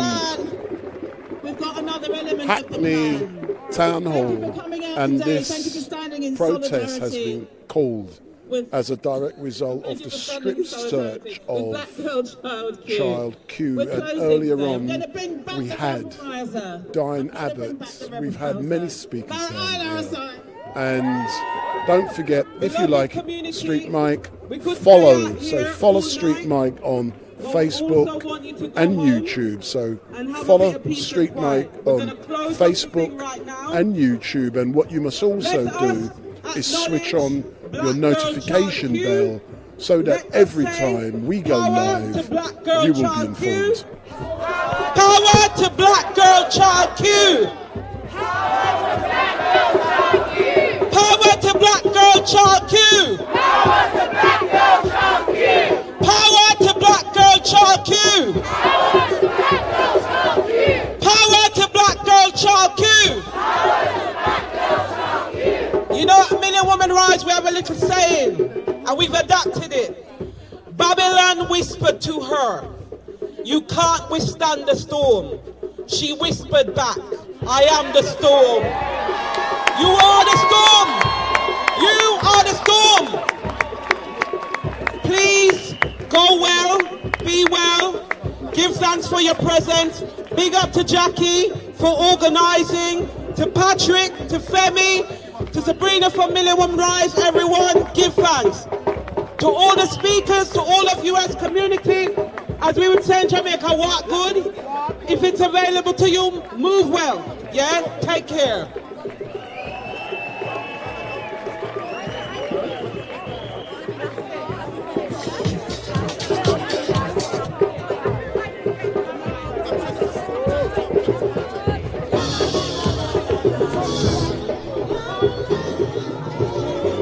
So we're now going to capture an interview with Martina. Can everyone hear me?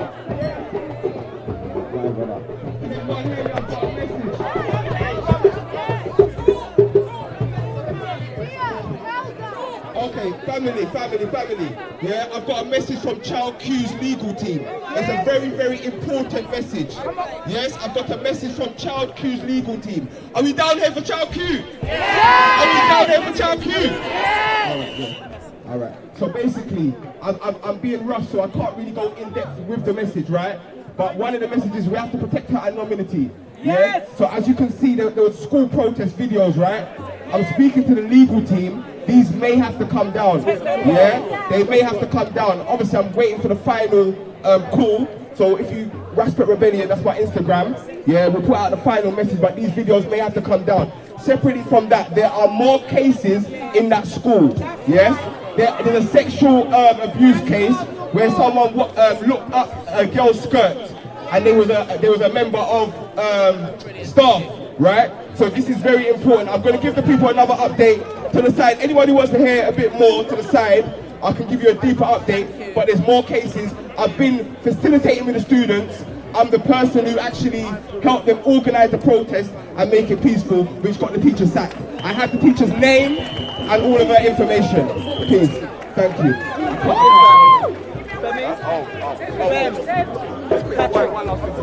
Follow content over everything and HMP Media TV. Thank you for doing that. I've been asking people, sorry about that. So many people asking.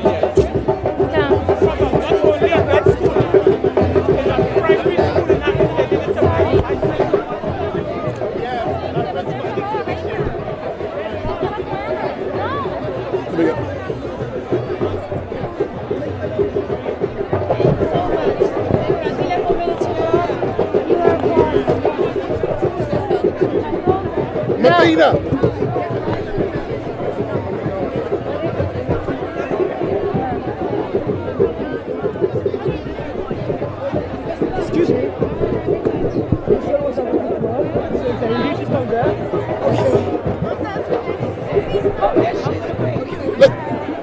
So today we're standing to make sure the voices of children are heard. While we talk about these children, we talk about black women who have had violence. We talk about Sasha. We talk about all the young girls who have faced injustice. We ask you to stand together and use your voice.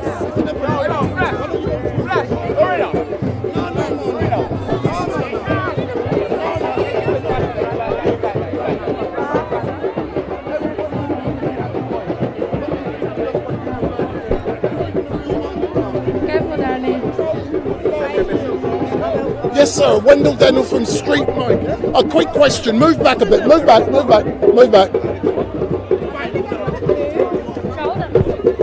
Please, earlier on you mentioned about there may be a need to remove the videos.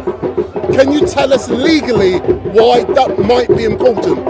There's an anonymity order on the school to keep Child Q's identity private, and if the school goes out there, people may be able to find out who she is, and then that would break the anonymity order and affect the case. Excellent, thank you very much.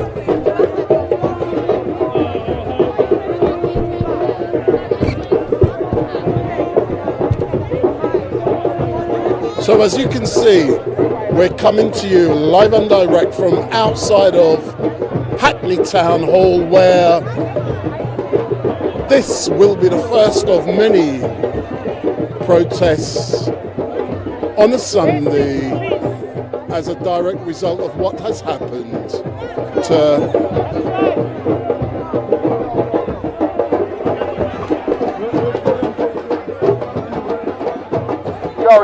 Child Q. Let's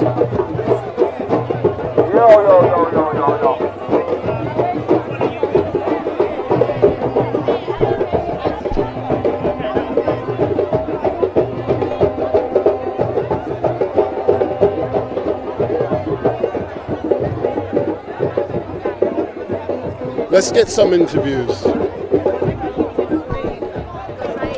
was using this one and another one for the news together.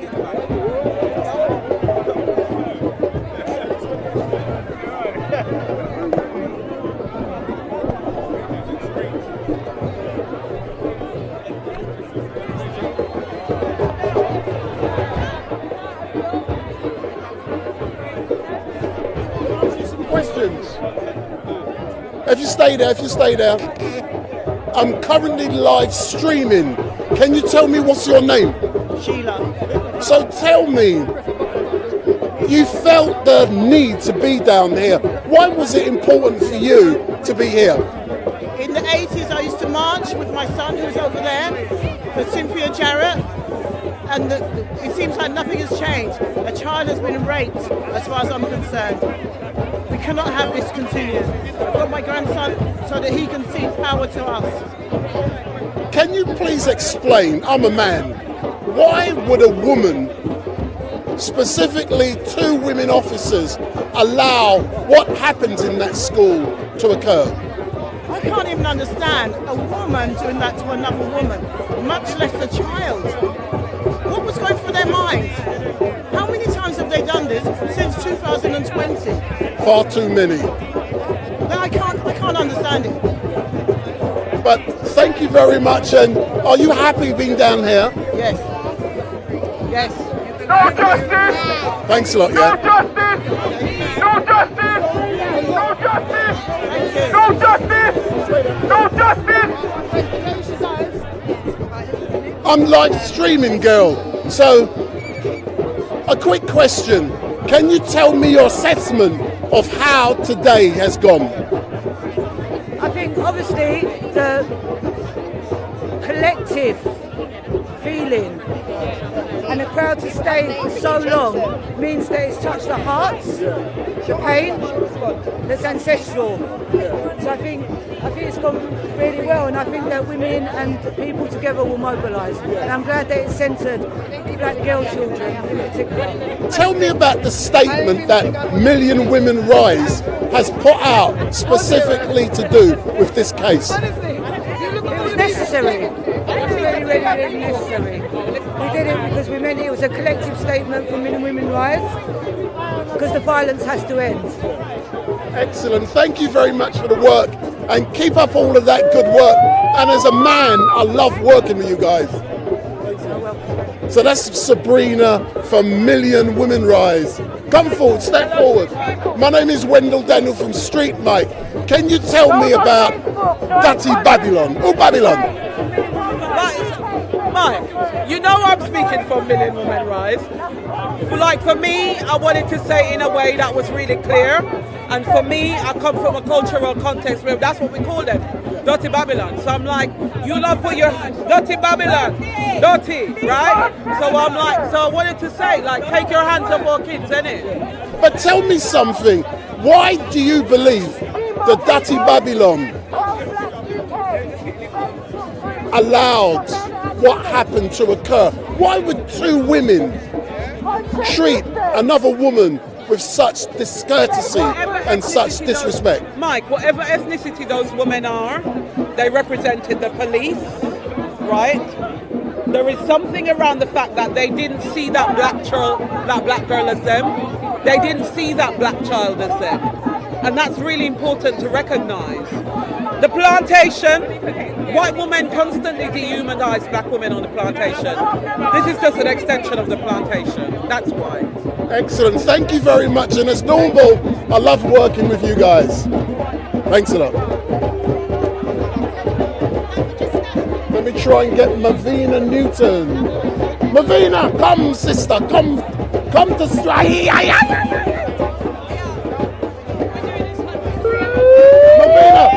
I'm trying to get Martina. Martina.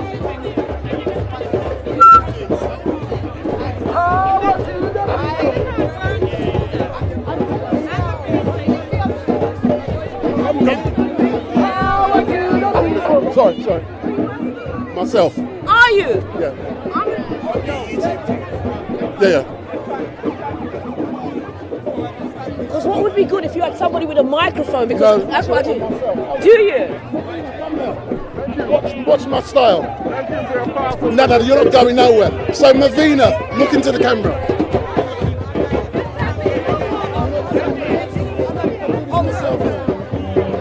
Hey, don't go nowhere, girl. Step here. Step here. Step here. Thank you for your So, presentation. Really seconds. powerful. I really felt it. Oh, no. Come. Good afternoon.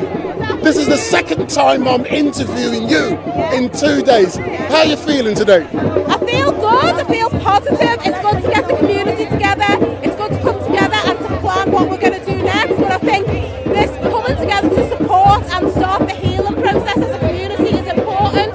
But more important is what we do next. How we empower our young people so they don't have to put up with this. That includes us as parents saying you can walk out of your school and we will back you up 100%. And what we do as a community to hold not just the police but the schools to account. Both are complicit in the instance of child Q and both need to be held to account. I've noticed that since yesterday you are fired up.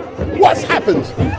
It's just, the reason is I'm sick of being told that I'm angry and being tone policed. Anger is righteous in this instance and we are okay to feel anger. It's what we do with that anger that counts. When you take your anger and let it motivate you and propel you to make this system change, then there is nothing that can stop us. But don't tell me that my anger is misplaced. My anger is just right where it needs to be, fighting for this child, and I will be angry all day long, and I will continue to be angry until I see systemic change. How comes you've yet to say, big up StreetMic? Please continue to keep StreetMic, big up StreetMic. Keep informed of social change. Do your part to be a part of the change. You must do your part to be a part of the change. Martina! Why are you hiding? We want to see it happen. She don't want to vote for this. Facebook, Conscious Sisters UK on Instagram, Conscious Sisters UK on Facebook, World Black UK, the Forever Family, Black Rebellion. These are all social media outlets you can touch yourself with.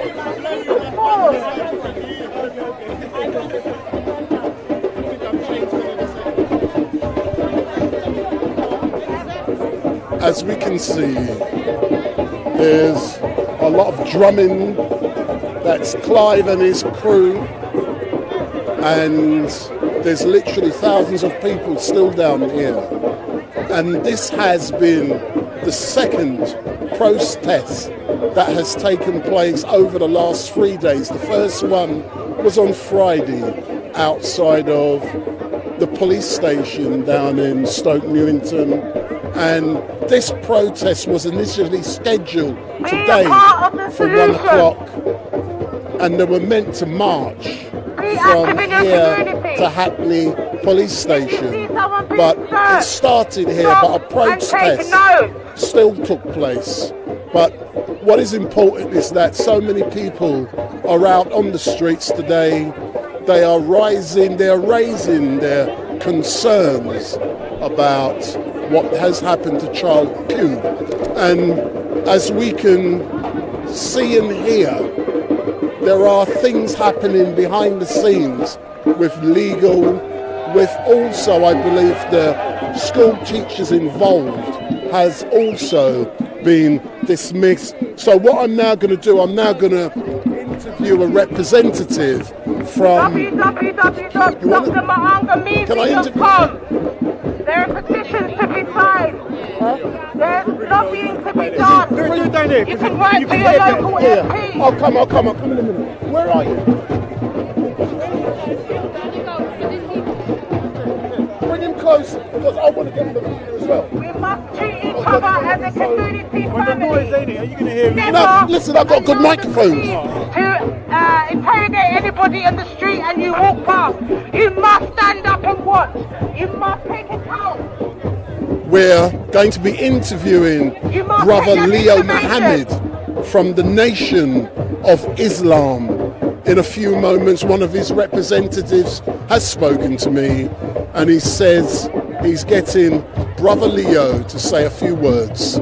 So, like I was saying, whilst I await the arrival of Brother Leo, is that don't forget, if you like StreetMic, give me the thumbs up, make your comments down below, share and follow, because we're currently live streaming on YouTube on StreetMic LiveStream. Normally I'll be doing other things today, like Speaker's Corner, but this was far too important.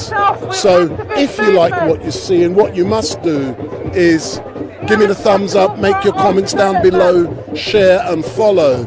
But what you must also do is switch on your notification bell, so that every time StreetMic goes live, you will be informed. So switch on that bell, so that every time we go live, you will be informed. Can I just ask you to move around a bit? Thanks a lot, yeah. So, yeah, this is me. You can actually see me now. I'm actually speaking. So I'm currently waiting for Brother Leo Mohammed from the Nation of Islam to come along and say a few words. But please, don't forget, if you like all of this stuff, I'm on the streets very often. Give me the thumbs up, make your comments down below, share and follow. But what you must also do is switch on that bell, so that every time we go live, you will be informed. So switch on that bell. We're currently live streaming on StreetMic LiveStream on YouTube. We're also live streaming twice on Facebook, so you can find us on StreetMic LiveStream on Facebook. You can also find us on StreetMic Podcasts on Facebook, and we're live streaming on Vimeo. So we're live streaming on 4 different networks. We are the people in London. We go out, doesn't matter, we're always out there. And this man here, he's a famous photographer. Did you get some good photographs today? I did indeed. I think I did. We'll see. So what is it in a photograph that you are a unique photographer in London? I know you. What is it that makes a great photograph under normal circumstances? Maybe just the the spirit of the occasion. I'm not sure. I'm being put on the spot here, but I'm just trying to get the spirit of the occasion. And what is it about the spirit of the occasion? It's about history, I suppose. It's about documenting what's going on, or the problems that people are going through, which makes them come out. So, yeah, take care. Excellent. Thanks a lot. My name is Wendell Daniel. I'm currently live streaming. So, good afternoon. We've never met. Can you introduce yourself? Because you did earlier on, but to those watching, who are you? Hi, my name is Leo Mohammed, and I'm the London Assembly member for Hackney, Islington and Waltham Forest. Tell me something. If you hold my microphone, I want to read out something that someone has sent me earlier on, and I want you to tell me if you agree with it. And if you hold my microphone. Okay. I'm trying to find it. This is what a young lady by the name of Samantha said. She sent me, she said, that police station needs to be bulldozed. Too much bad history in the community. What do you have to say about such a radical proposal? That is definitely a radical proposal, and I know that the police station symbolises a lot. Where I agree with her, I think that we definitely needs to be a change from the top down in Stoke Newington police station. 100% I agree with that. But why does it keep happening in Stoke Newington? What is it unique about this borough that seems to attract so much police brutality and so much national headlines? Okay, so we need to, I think, for me, start where today was about, which was about Child Q and about the conduct of some of those police officers. I guess where the issues around police behaving really badly and mistreating and dehumanising black people is something that Stoke Newington Police Station does have a history of. It's got, it's in its DNA almost in the last few years. Diane spoke earlier today. One of the things that we need to do is to make sure that that change is about not just the way in which that police station is led and the way that the police are conducting themselves when they're out in the community, particularly policing black people here in Hackney. Excellent. Thank you very much. As I said, I'm live streaming at the moment. Thank you. My name is Wendell Daniel from StreetMic, and it was great to see you up there speaking today. But final question. Yes. I'm trying to comprehend, why would police officers not seek advice from their superior before conducting such an intrusive search? Why? Yeah, so the short answer is, at this moment, I don't have that question. Like I said earlier, I'm on the Police and Crime Committee, and I'm definitely, just as much as you, I want to know the answers to that. But it is beyond me how somebody would think that that was okay. And if it's not written down in procedures, then that's definitely a situation where that needs to be looked at, why those police felt it was okay to behave like that. Is that a cultural thing, or do they just do it off their own bats? But I will be asking that next week. But do you believe the officers involved should at this moment in time be suspended pending a formal investigation? Short answer, yes, 100% I do. I'm shocked that they're still serving. Thank you very much, and I look forward to working with you. Hackney. Excellent, thanks a lot. So that's Wendell. We're not scared to ask questions, and I'm going to be asking many more questions, but what is going down here, what is going on, is that we're getting some drumming. Let's go up there and catch the drummers. I know them.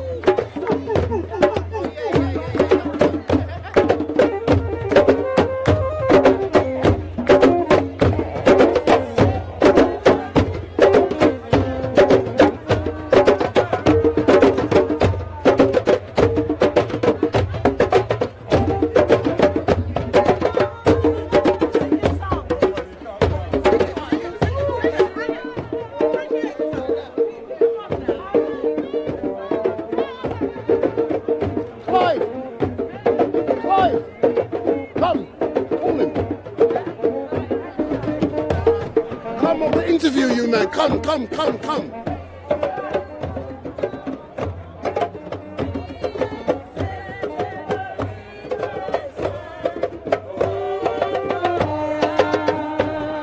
it down. Stay there. So, this is Clive, one of the drummers. Clive, you are sweating. I hear you. So tell me, Clive, you're wearing a t-shirt. Can I go there? You're wearing a t-shirt that says enough is enough. Tell me more about that t-shirt. Enough is enough. For so many years, we could say over 400 years, we've been dependent on the institutions to give us equal rights and justice. I'm at a point where I have got no time for words. I put my action into my drums, the vibrations, and the positive thing which comes from it. I cannot say no more. Clive, last time we were all out together and you had the drums like this was May last year after Sasha Johnson was shot, and we was in the bandstand and those vibrations were beating away. You're out again today. How does it feel to be out with the community in Hackney? I'm elated. I was able to join the march all the way from the police station. I was able to bring them in to this institutional building, which is called the Town Hall. At the end of it, I hope from those who have gathered there today, we will see some benefit. Because politically, I've been involved within those institutions. As a councillor, we've got our MPs, and yet the institution failed us. Sasha Johnson was a warrior. Now she's silenced to a certain extent, but we intend to carry on with the vibration. Yeah, it's important, therefore, that we gather ourselves, not just in our field, as you see, but into our thousand. As you see, it's healing. Those who have been here today, aside from what has been said, they will have gone away with a positive vibration. We need love, peace, and harmony, irrespective of race or culture. Music transcends all boundaries. So that is why I play my drums. Thank you, sir. So that is Clive Morrison. And what I'm now going to do, I'm going to try and capture Brother Leo Mohammed. He's meant to be here somewhere, but I cannot see him.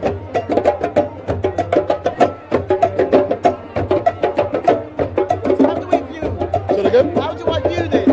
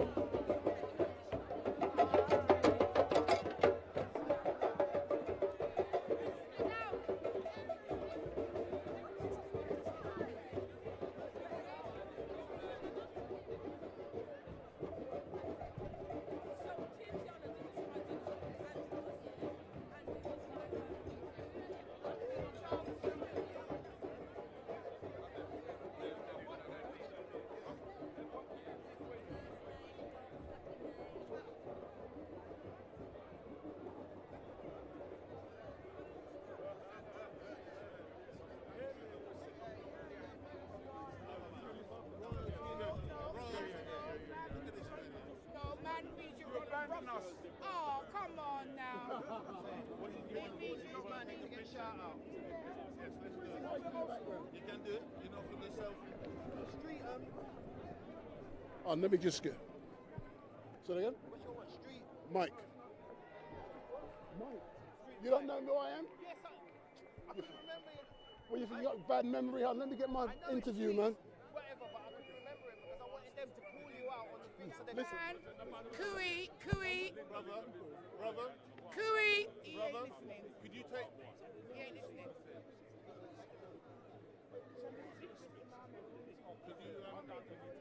I'm good. Fitra, could you take this picture? My brother, can you take a picture with the board company? Because I need He's blind in one eye. That's all right, you can take a picture of the eye. Can you see this? My bro, can you see this?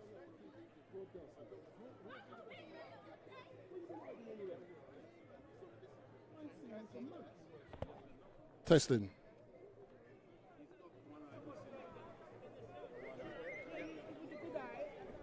Leo, I need you in the background, man. What? Sorry. Oh, come on. We're waiting for action. I want you near. I want the background, man.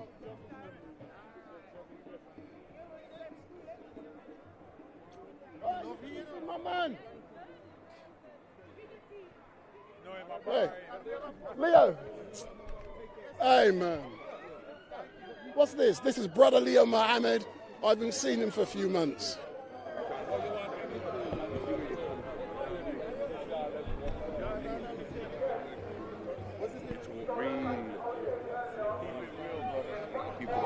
So we're now going to do an interview with brother Leo Mohammed from the Nation of Islam.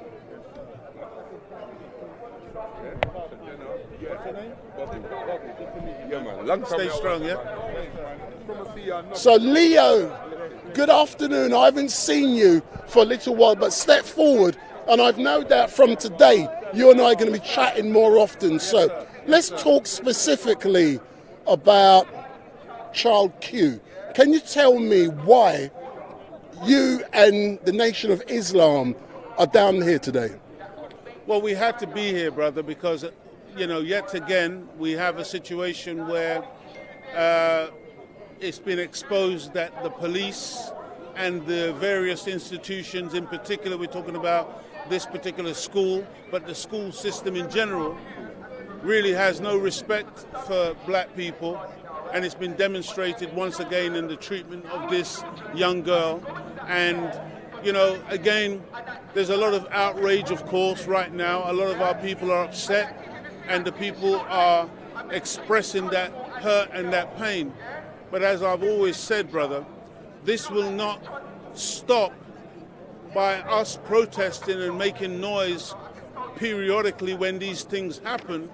What has to happen is that we have to become a proactive people who pool our resources, come together, build community, build families, build nation, and therefore disallow anybody, whether it be the police or the school system, from taking liberties with our people. But as long as we continue to try to, in a sense, force ourselves into a system that was never designed for us, never built for us, they recognize this. And with the police in particular, brother, you know, I hear people sometimes trying to shout to the police, shame on you, shame on you. You can't shame a man who has no shame. You can't shame a people who don't feel shame, because at the end of the day, what the police did to this young girl, and bear in mind that these were two female police officers who did this, so whether they are male or female, they have the same mentality, which is about humiliating black people and trying to put us in a place that they believe has been designated for us, which is our degradation and destruction, like what they did to us over the 400 years of our enslavement. So it's not going to change until we change it. It's not going to change until we recognize that as a people we have to do what other people take for granted. That's why you have in London, in every major city up and down this country, Chinatown.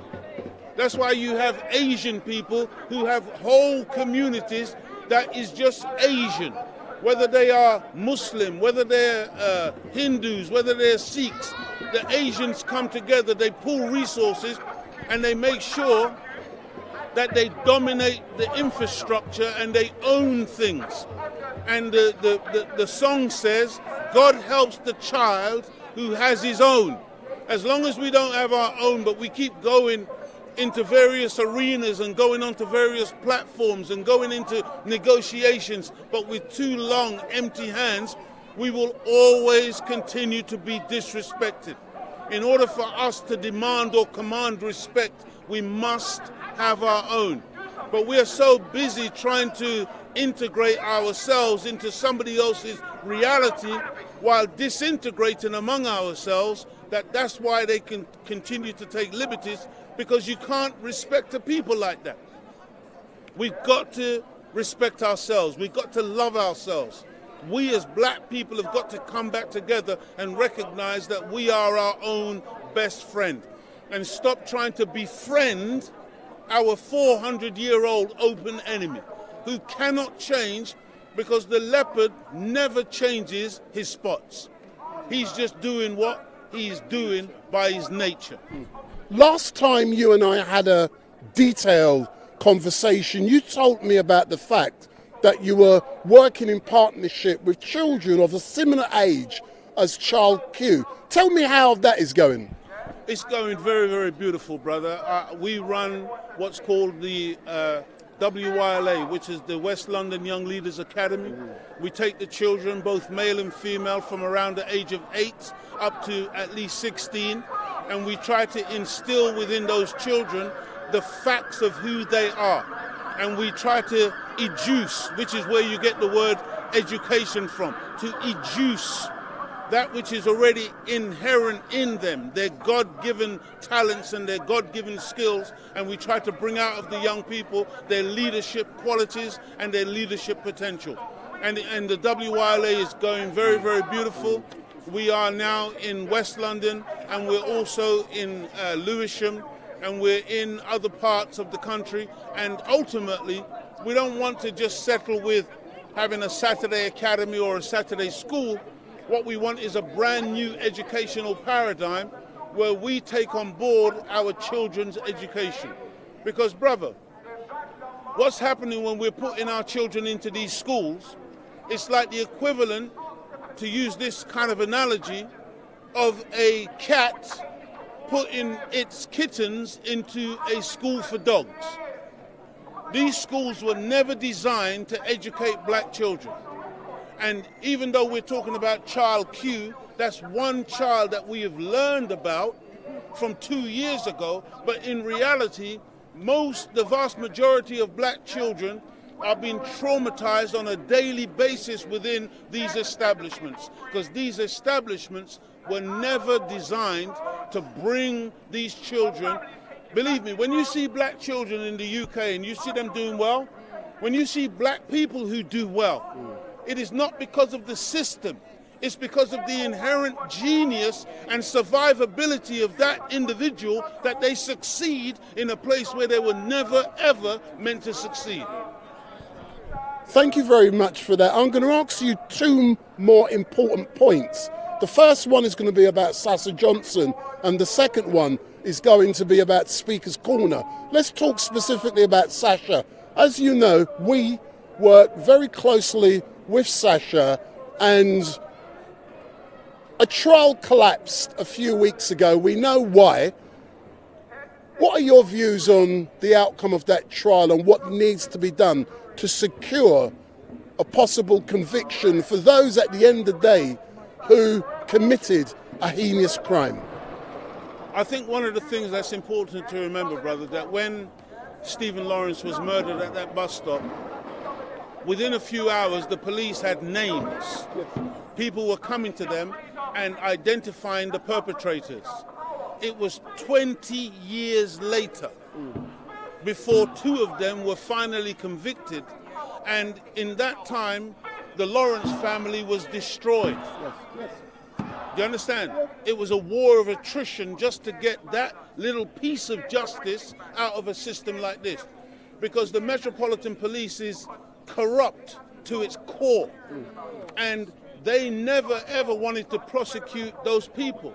Now, according to this so-called collapsed trial the other day, where 4 individuals were identified as being the potential killers or perpetrators of that shooting, according to my understanding, it was said that there were some secret elements of that trial that could not be told to the public. That's correct. From the police as to why that trial didn't go forward and those people were ultimately released. So just the fact that we are told that we live in a democracy where everything is supposed to be transparent, but the reason why the trial collapsed and those 4 couldn't be prosecuted is a secret, is an oxymoron. Doesn't make any sense. Can I give you my opinion, Brother Lee, on why the trial collapsed? As you know, I was deeply involved with certain things and I know certain things. I've been to number 35 Concert Road where she was shot. We were told originally that 3 of the alleged perpetrators, they were stopped somewhere in Brixton with a gun in their car.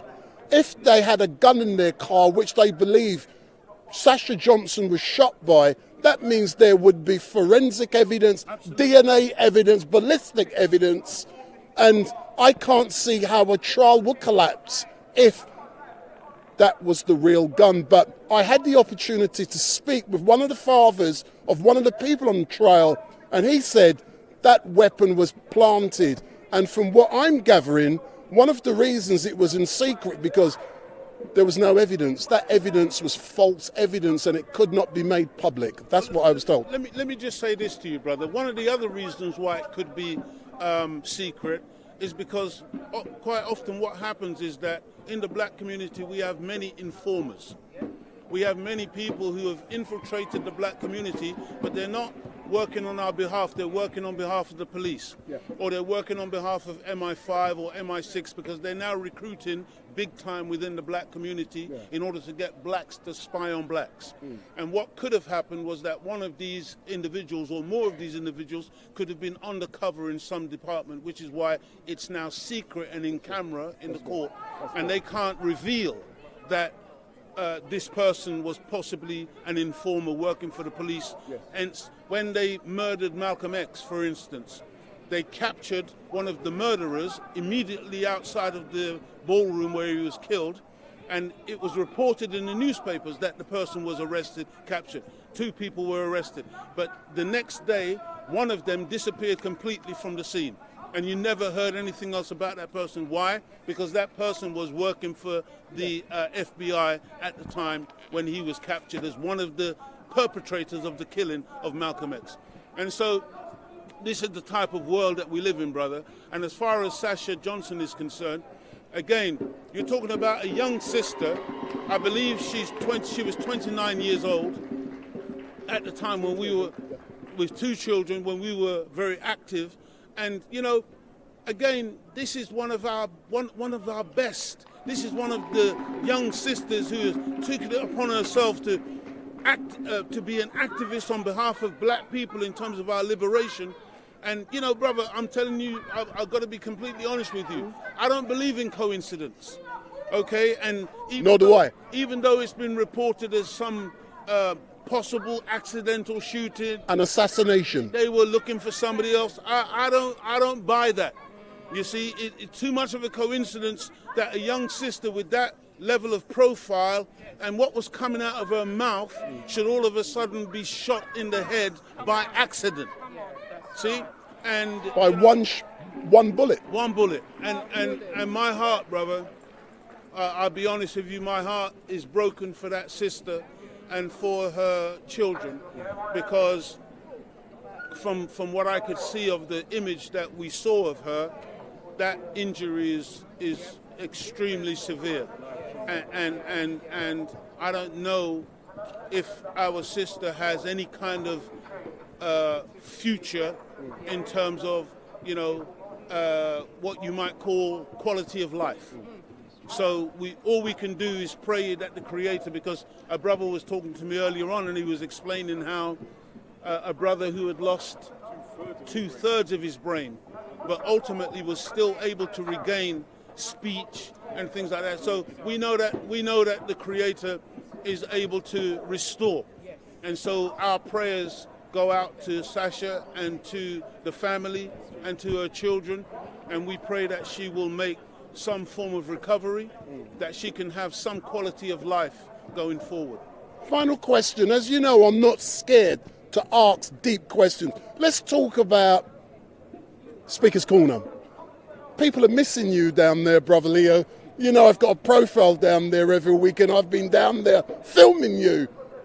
You haven't been there for a while. People are asking for you, and you got some of the big names down there. They're saying brother Leo has run. What's happening with Leo in Speaker's Corner? I'm a Caribbean man, brother. I was born on the island of Jamaica. Me like summer. So we're going to be there. We'll be there in the sun.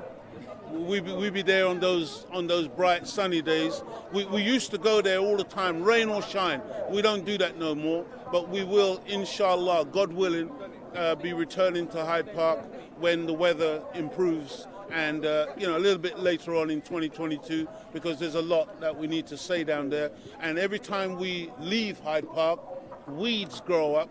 And so we need to go back with our machetes and clear the weeds. Thank you for that. And I'm confident when you do return, you will be calling StreetMic. But it has been an opportunity to see you again. I haven't seen you for a few months. You haven't called me. And, hey, listen. I've been watching you.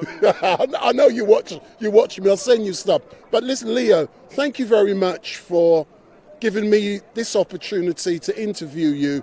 It is always a pleasure. And when I saw the Nation of Islam down here today, I felt proud because I know you are always on the streets. It doesn't take an event like this for the Nation of Islam to show a presence, but you know the importance of you showing that presence here today, and I thank you very much, and I know that everyone will know you are here. You guys have presence. It is so important, and you do a lot for the community, and all I can say is thank you very much, sir, and I look forward to that phone call when you're going to Speaker's Corner. Praise God. Look forward to it, brother. Thank you. Thank you so much. Thank you no so problem. Much. Who wants a quick interview? I'd like to ask you a question, though. Absolutely. Hey, don't be scared of me. Can I ask about the footage from Friday? Say that again? I really raged my anger on Friday, and I just wanted to ask you about getting hold of that so I could share it. Like, I don't really want to be interviewed. Like,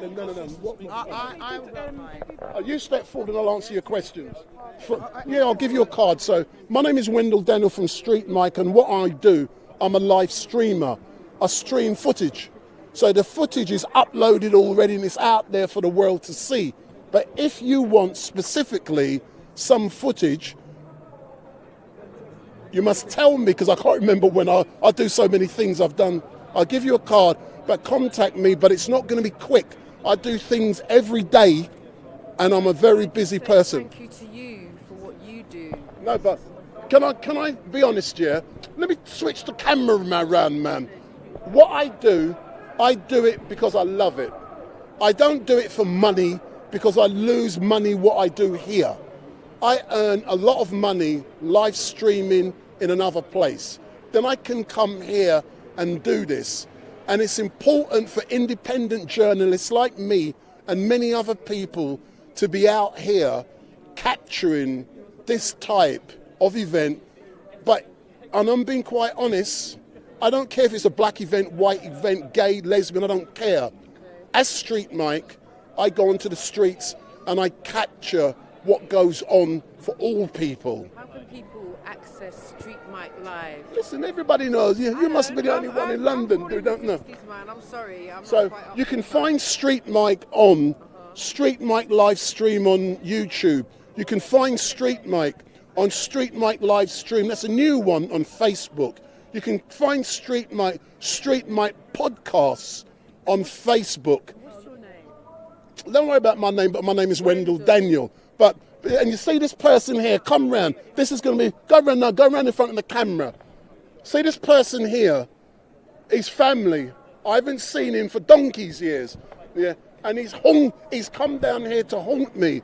Okay, step forward. So have I answered your question? but how to find me. You have. And Excellent. now I want to say something, but speak to your family. I got to go. Something. No. I've got to go up there. So we all work together here. All right, Wendell, I'll catch up with you. Yeah. All right. No. Quick.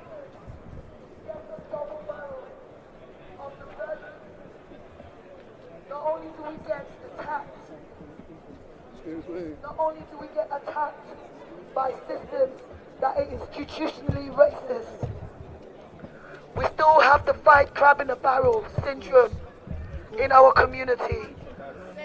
Black women, black sisters, black queens, I see your pain. Even the darker we are, we're seen as threats. Black women, they don't listen to our story. They don't believe us the first time. But we are going to make sure they have to hear us this time. Black women, we don't compete with each other. We collaborate. We amplify. I stand with you united. I don't care whether you're from Jamaica, Nigeria. I don't care where you're from. Black women, black girls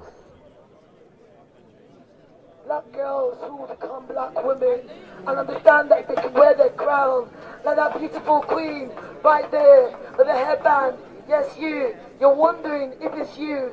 It is you. I see you. I feel you. We stand here for you. Can I be cheeky and ask you to just walk forward? Give a round of applause. Give this little queen a round of applause.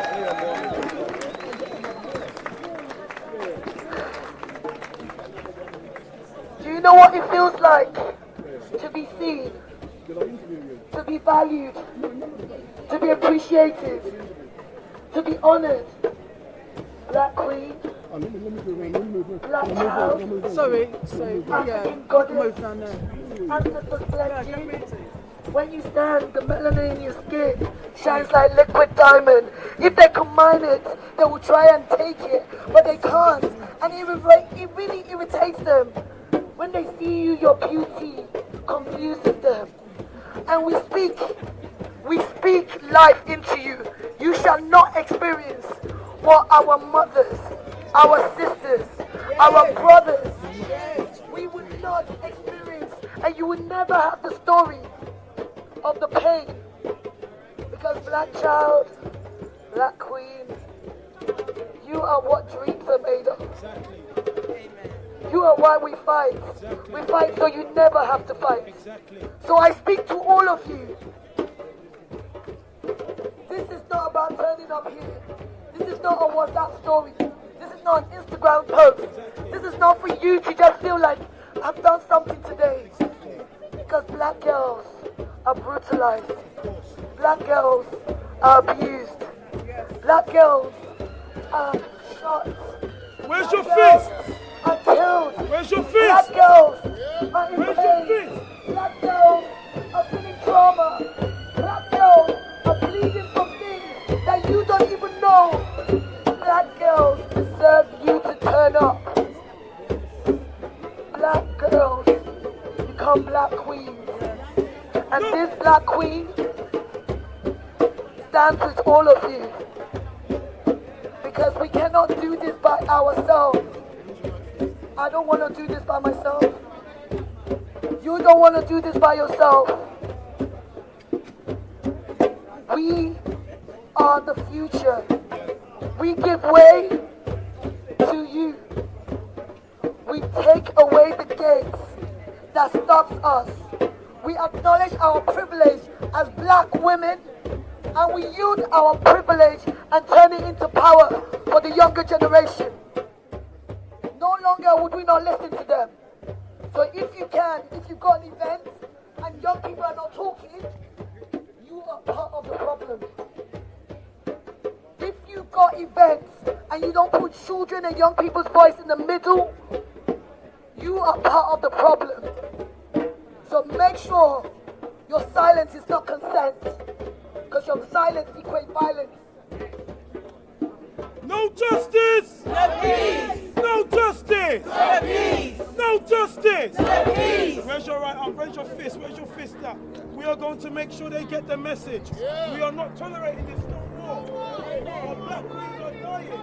We're not tolerating this no more. Can I get you to speed for stop? This is stop. This little princess. Encourage her and show that you're here for her. So now, I would love to invite someone who is vital to our community, someone who stands on the shoulders of our ancestors, Brother Leo Mohammed.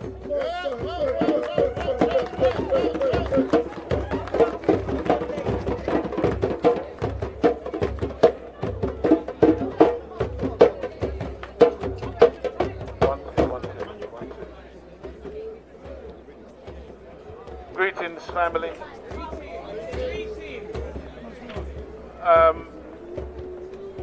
I didn't really come here today to speak. I really came to look and to listen to what was going to be said about this particular situation. Because as much as I speak, I like to listen, because listening is learning. And I'm always wondering about where we are as a people. Now in March of 2022, we have yet another incident where black people are having to come to terms with the fact that over 400 years of trauma doesn't appear to be over. And then I wonder to myself, how long will it be that we will continue as a people to be reactionaries, to react to things that happen to us? And how long will it be before we recognize that just being a reactionary people does not work and will not change our condition? How long before we recognize that child Q is not unique, and that this type of thing has been going on for an extremely long time? And what happened to the young sister is what was routinely done to us as a people during our enslavement. And that what the police did wasn't accidental.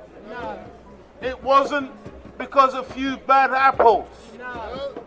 It wasn't because these were some male officers who held down a female. It was 2 female officers. And what that does, that teaches you, and to teach you, it speaks volumes. Because what it tells you is that the mentality, whether male or female, within that police force, not service, police force, is the same. And that when the police did what they did to the young sister, there was no consideration about her humanity or any repercussions. They did what they did with impunity. Why did they do what they did with impunity? They did it because after 168 black deaths in custody with no prosecution, that's impunity. That's a feeling of invincibility. That's a feeling that nothing will come of this. That's a feeling that these people can be treated with inhumanity into perpetuity. Why do they have this attitude and this mentality? One of the main reasons why they have this attitude and this mentality is because we as a people, black people, and I make no apologies for saying black people, African people, Yes. original people. Yes. We as a people are the only people on earth, Yes. in this country in particular, who refuse to do what other people take for granted. Do you want to know what I'm talking about? In London, in Birmingham, in all of the major cities of this country, you will find a Chinatown. Yeah. Chinatown. Yeah. Chinese people in England who recognize that they will not be able to exercise any power or any autonomy or any strength or any independence unless they have their own. Yeah. The song says, God helps the child who has his own. We are the only people who refuse to have our own. We let people call us names if we recognize that as black people we must have some of this earth that we can call our own. The Windrush was 1948. There is no building of this size or this magnitude that you and I can point to and say that belongs to us. When the Japanese tourists fly into the UK tomorrow, whether you know it or not, that Japanese tourist doesn't just want to go and take a picture of Big Ben. Those Japanese tourists would also like to go and see the black community. And they would come and take pictures. But there is no black community for them to see. Because we have no infrastructure. We have no unity. We have fallen into the trap of becoming individuals. We need to unify. I'll end on this note. In the Nation of Islam, of which I'm a member, we are taught that no nation can rise any higher than its woman. The black woman is the mother of civilization. There are no people that could exist on this planet unless they came via the womb of the black woman. The black woman carried the black man in her womb for 9 months, and she's carried us on her backs for the last 400 years. She is the one who has been mostly in the vanguard, believe it or not. And today, many of us as black men, we are letting our women down. We are letting our girls down. We have become so sweet and so soft and so honor-like ourselves. The black woman, she is in search of a man. She wants a man who is willing to step up and be a man, be a protector and a provider for the family and the children. And most of us as men, we are missing in action. This is real. You can take it or leave it, but this is real. Black men, we need to step up.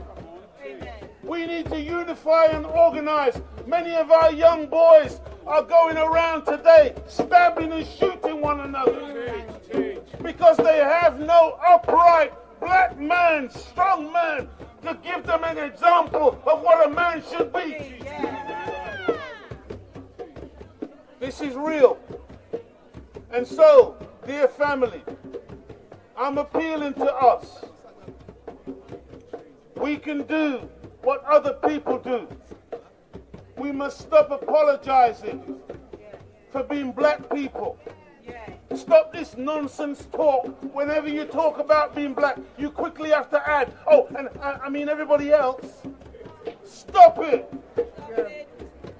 I was involved in that iconic show, The Real McCoy, for 5 years on the BBC as a writer and performer. And in The Real McCoy, we had to have white people. We had to have Asian people. We had to have everybody had to be involved. Everybody had to be included. It had to be diverse. But when the Asians have got their programs, do you see any of us in it? Exactly. Tell it. Tell it. We've got to stop this. We've got to demand our own. We've got to educate our own children.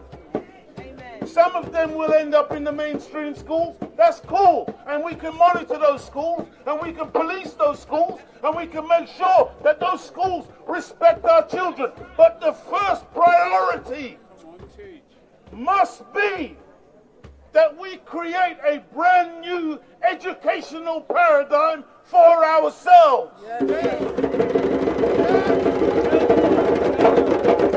must do this. Putting our children in these schools were never designed to educate our children. Do you know that the vast majority of black children, at a certain point in their school, the teacher will ask them, what do you want to be? And do you know that when they say, I want to be a doctor or a lawyer or an airline pilot or some scientist or something of that magnitude, do you know that on average 9 out of 10 of those children will be told, really? And they'll be made to feel like they cannot achieve it. And they'll maybe have suggestions made to them, like maybe you could be a runner, or you could be a singer or a dancer. There you go. And so, dear family, I'm appealing to you. Understand this. There is not one of you here, and I'm talking specifically, I thank those who are white and those who are other than black who come out to support. We respect you and we honor you for yours taking a stance in recognizing the value of black people. But I'm talking to the black people who are here right now.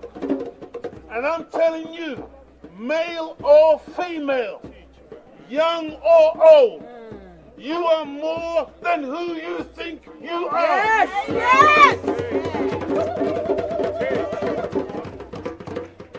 And you must stop this mentality of inferiority, where you walk around trying to get other people to love, honor, and respect you, rather than you looking in the mirror and love, honoring, and respecting yourself. Yes! First and foremost. As a black man, when I look in that mirror, I want you to hear me. I love this. Yes! Yes! I want to be like no other man. Yes! I am the original man. Yes! Yes! I love these black lips. Yes! I love this black nose. Yes! Yes! I love my eyes. Yes! If I had hair, I would rub it for you.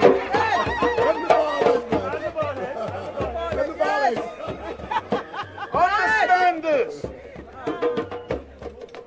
You think that you are inferior. And some of you get upset. Somebody says, oh, you nignog, or you monkey.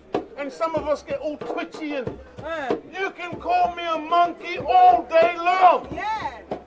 Because it has no effect on me. Because I'm a black man. There is no relationship between me and no monkey. Exactly. You shave that monkey down and look at his complexion. Have a good look at the monkey's lips. He ain't got lips like this. Know who you are. Love yourself. The black woman, you're a very special woman. And And I'm saying, brothers, we have to start to respect this black woman more than we've ever done before. Amen. We have to elevate her. Yes. Put her back on the pedestal where she belongs. Yes. She is the queen of this planet. Yes. Yes. Hear me well, this ain't no rhetoric. And by the way, they all know it. Everyone knows your identity except for you. Exactly. Stop trying to be other than yourself. Yes. Stop allowing people to dress you Yes. and to fashion you. Yes. You know by nature who you are and how you should present yourself. Yes. You have a conscience and it speaks to you. And when that conscience, when you ignore it enough and it stops speaking to you, you're in deep trouble. And it's the same with the black man.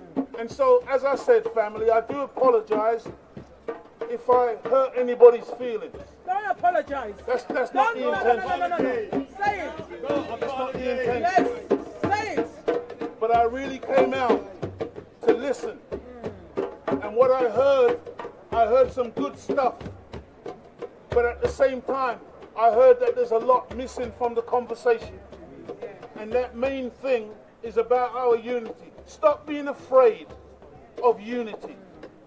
Stop being afraid of the nation of Islam. See, me and him, we look the same. Me and him, we look the same. Why? Because did you know that one time they said, all you niggers look the same? And you know what we did? When they said that, we said, no, we don't. And we all ran off in different directions, trying to look different. No, we look the same. And we're glad to look the same because we are brothers and sisters. We want to look the same. We want to be family. This is what this thing is all about. And so, family, thank you for coming out and supporting our young sister, Child Q. If you want to know what the Q stands for, Queen! That's right. Yes. Queen, yes. Queen, and unanswered questions. Questions. Too many of us get nervous and allow other people to question us. They question our identity. They question our status. They question who we are. And we are always on the back foot. What you need to do is to start asking your own questions. Question the system. Question the enemy. Question the police. Question the schools. And you will find them running because they can't answer our questions. And so, family, thank you for allowing me these few moments to address you. Let us pray for that young sister. Those of you who know the sister, Child Q, don't reveal her identity. She has been traumatized enough. Don't put her out in front of these wolves, this wicked media, because their aim would be to destroy her. Sister Sasha Johnson, a young sister with 2 children, was growing up to be a warrior for black people. They say that she was accidentally shot in the head. I don't believe in such coincidence. I don't believe in such coincidence. They cut our people down all the time. I'm asking you to pray for Sasha. Pray for her family. Pray for all of our warriors, both male and female. We have a long way to go. We've just come out of this COVID. It's not over yet. And part of COVID was aimed specifically at us. Understand me. What you see happening in Ukraine is not going to stay in Ukraine. It's coming here. Britain, this country, Britain, will become a theatre of war. It is only a matter of time. Those black people in the Ukraine, you see what's happening to them? The same thing is in store for us here. If we do not get together and unite as a black family, a black community, a black nation, in Unity there is strength. Get rid of your individual mentality. We must become a family again. When I see each of you, I see my kith and my kin. You are brothers and sisters to me. I am the uncle to every child here. I am a brother to every child here. And this is how we got to change this mentality. Dear family, thank you. And please, let's change this thing up. May the Creator bless you as I greet you. Assalamu alaikum.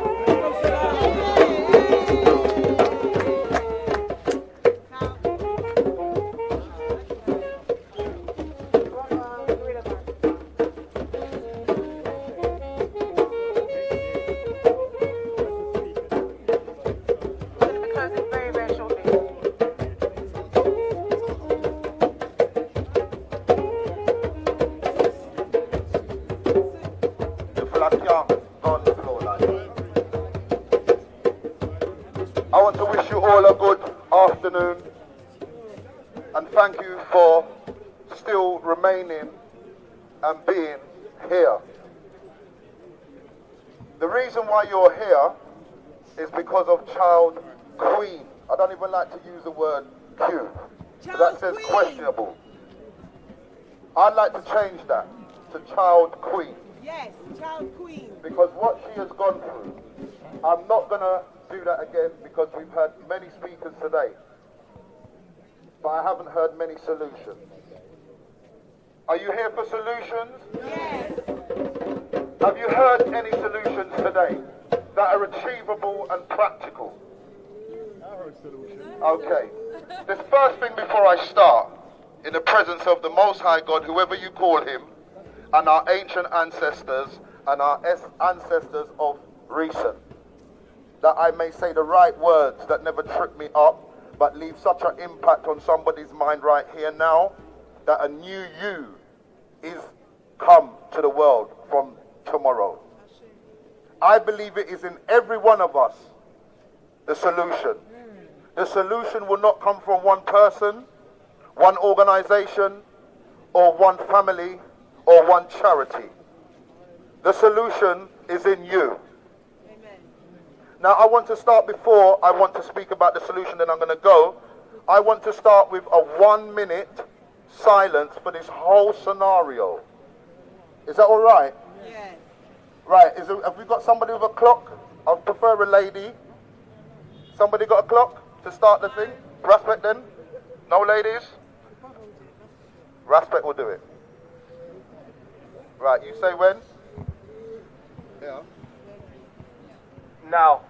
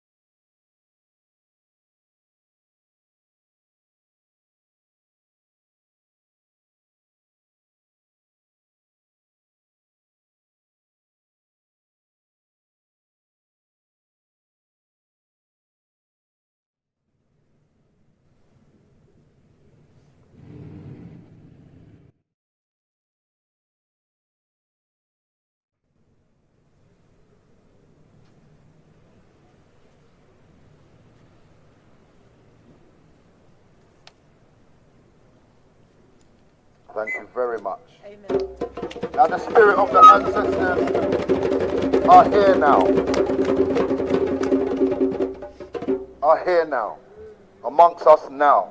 Because we've given them the respect that they deserve. Amen.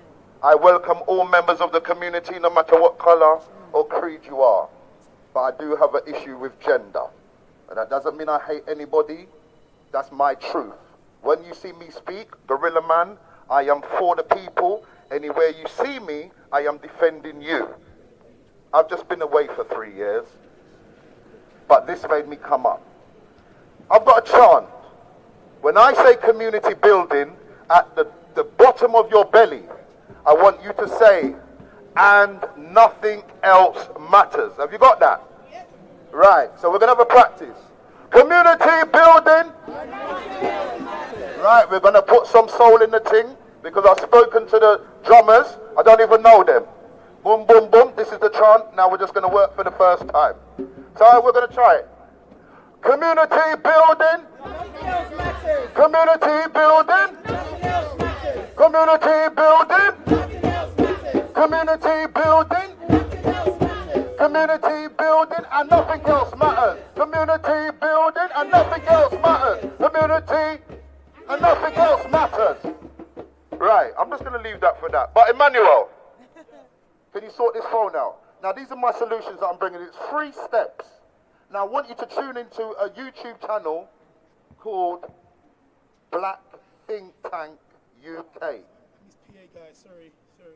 It's okay, don't worry. We've got the real people here. There we go, mate. Right. Now these are the solutions. I don't know if you knew, but when there's an academy, there's no accountability to the local council. Did you know that? No. Okay. So a lot of the court case is going to be thrown out because of that. Did you know that? No. Okay.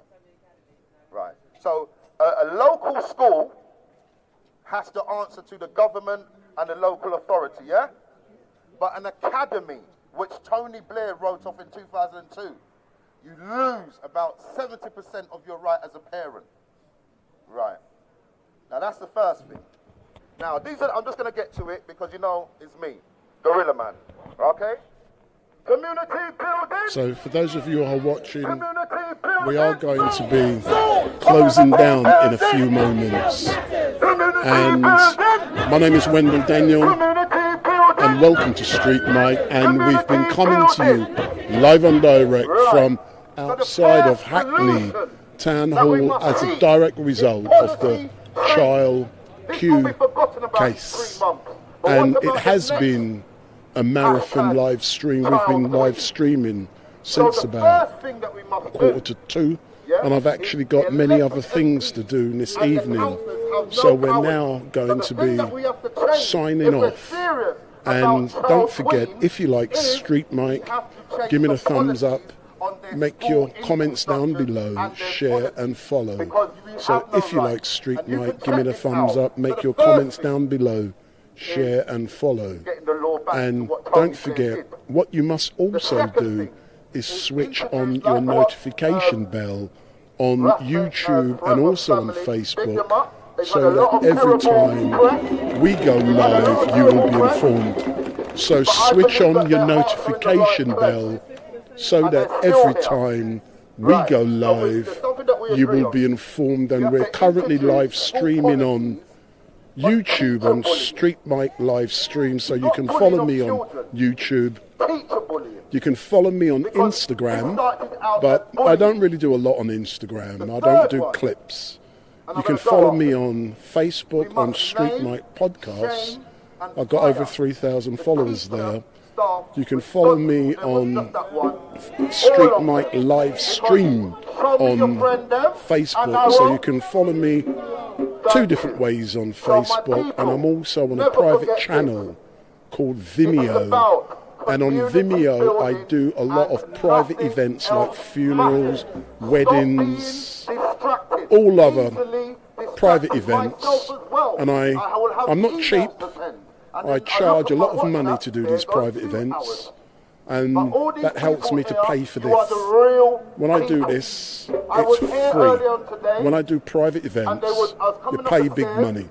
So if you want me to do one of your private events like a wedding, a funeral, a church event, a party, whatever, give me a call. You can find me on social media, and I don't do it free. You're looking a lot of money, but I'm the best. So we are going to be signing off for now. And don't forget, make your comments down below, share and follow. So give me the thumbs up, make your comments down below, share and follow. And I hope you've enjoyed what I've done today, what StreetMic has been able to bring you, we are outside of the town hall as a direct result of the child Q case, and we had about 1,000 people here today. There was a similar number outside of the police station on Friday, and I've no doubt that this will not end here, but we are closing down for now. Thank you for watching, and I'm going to focus on the 11-year-old boy, yes or no?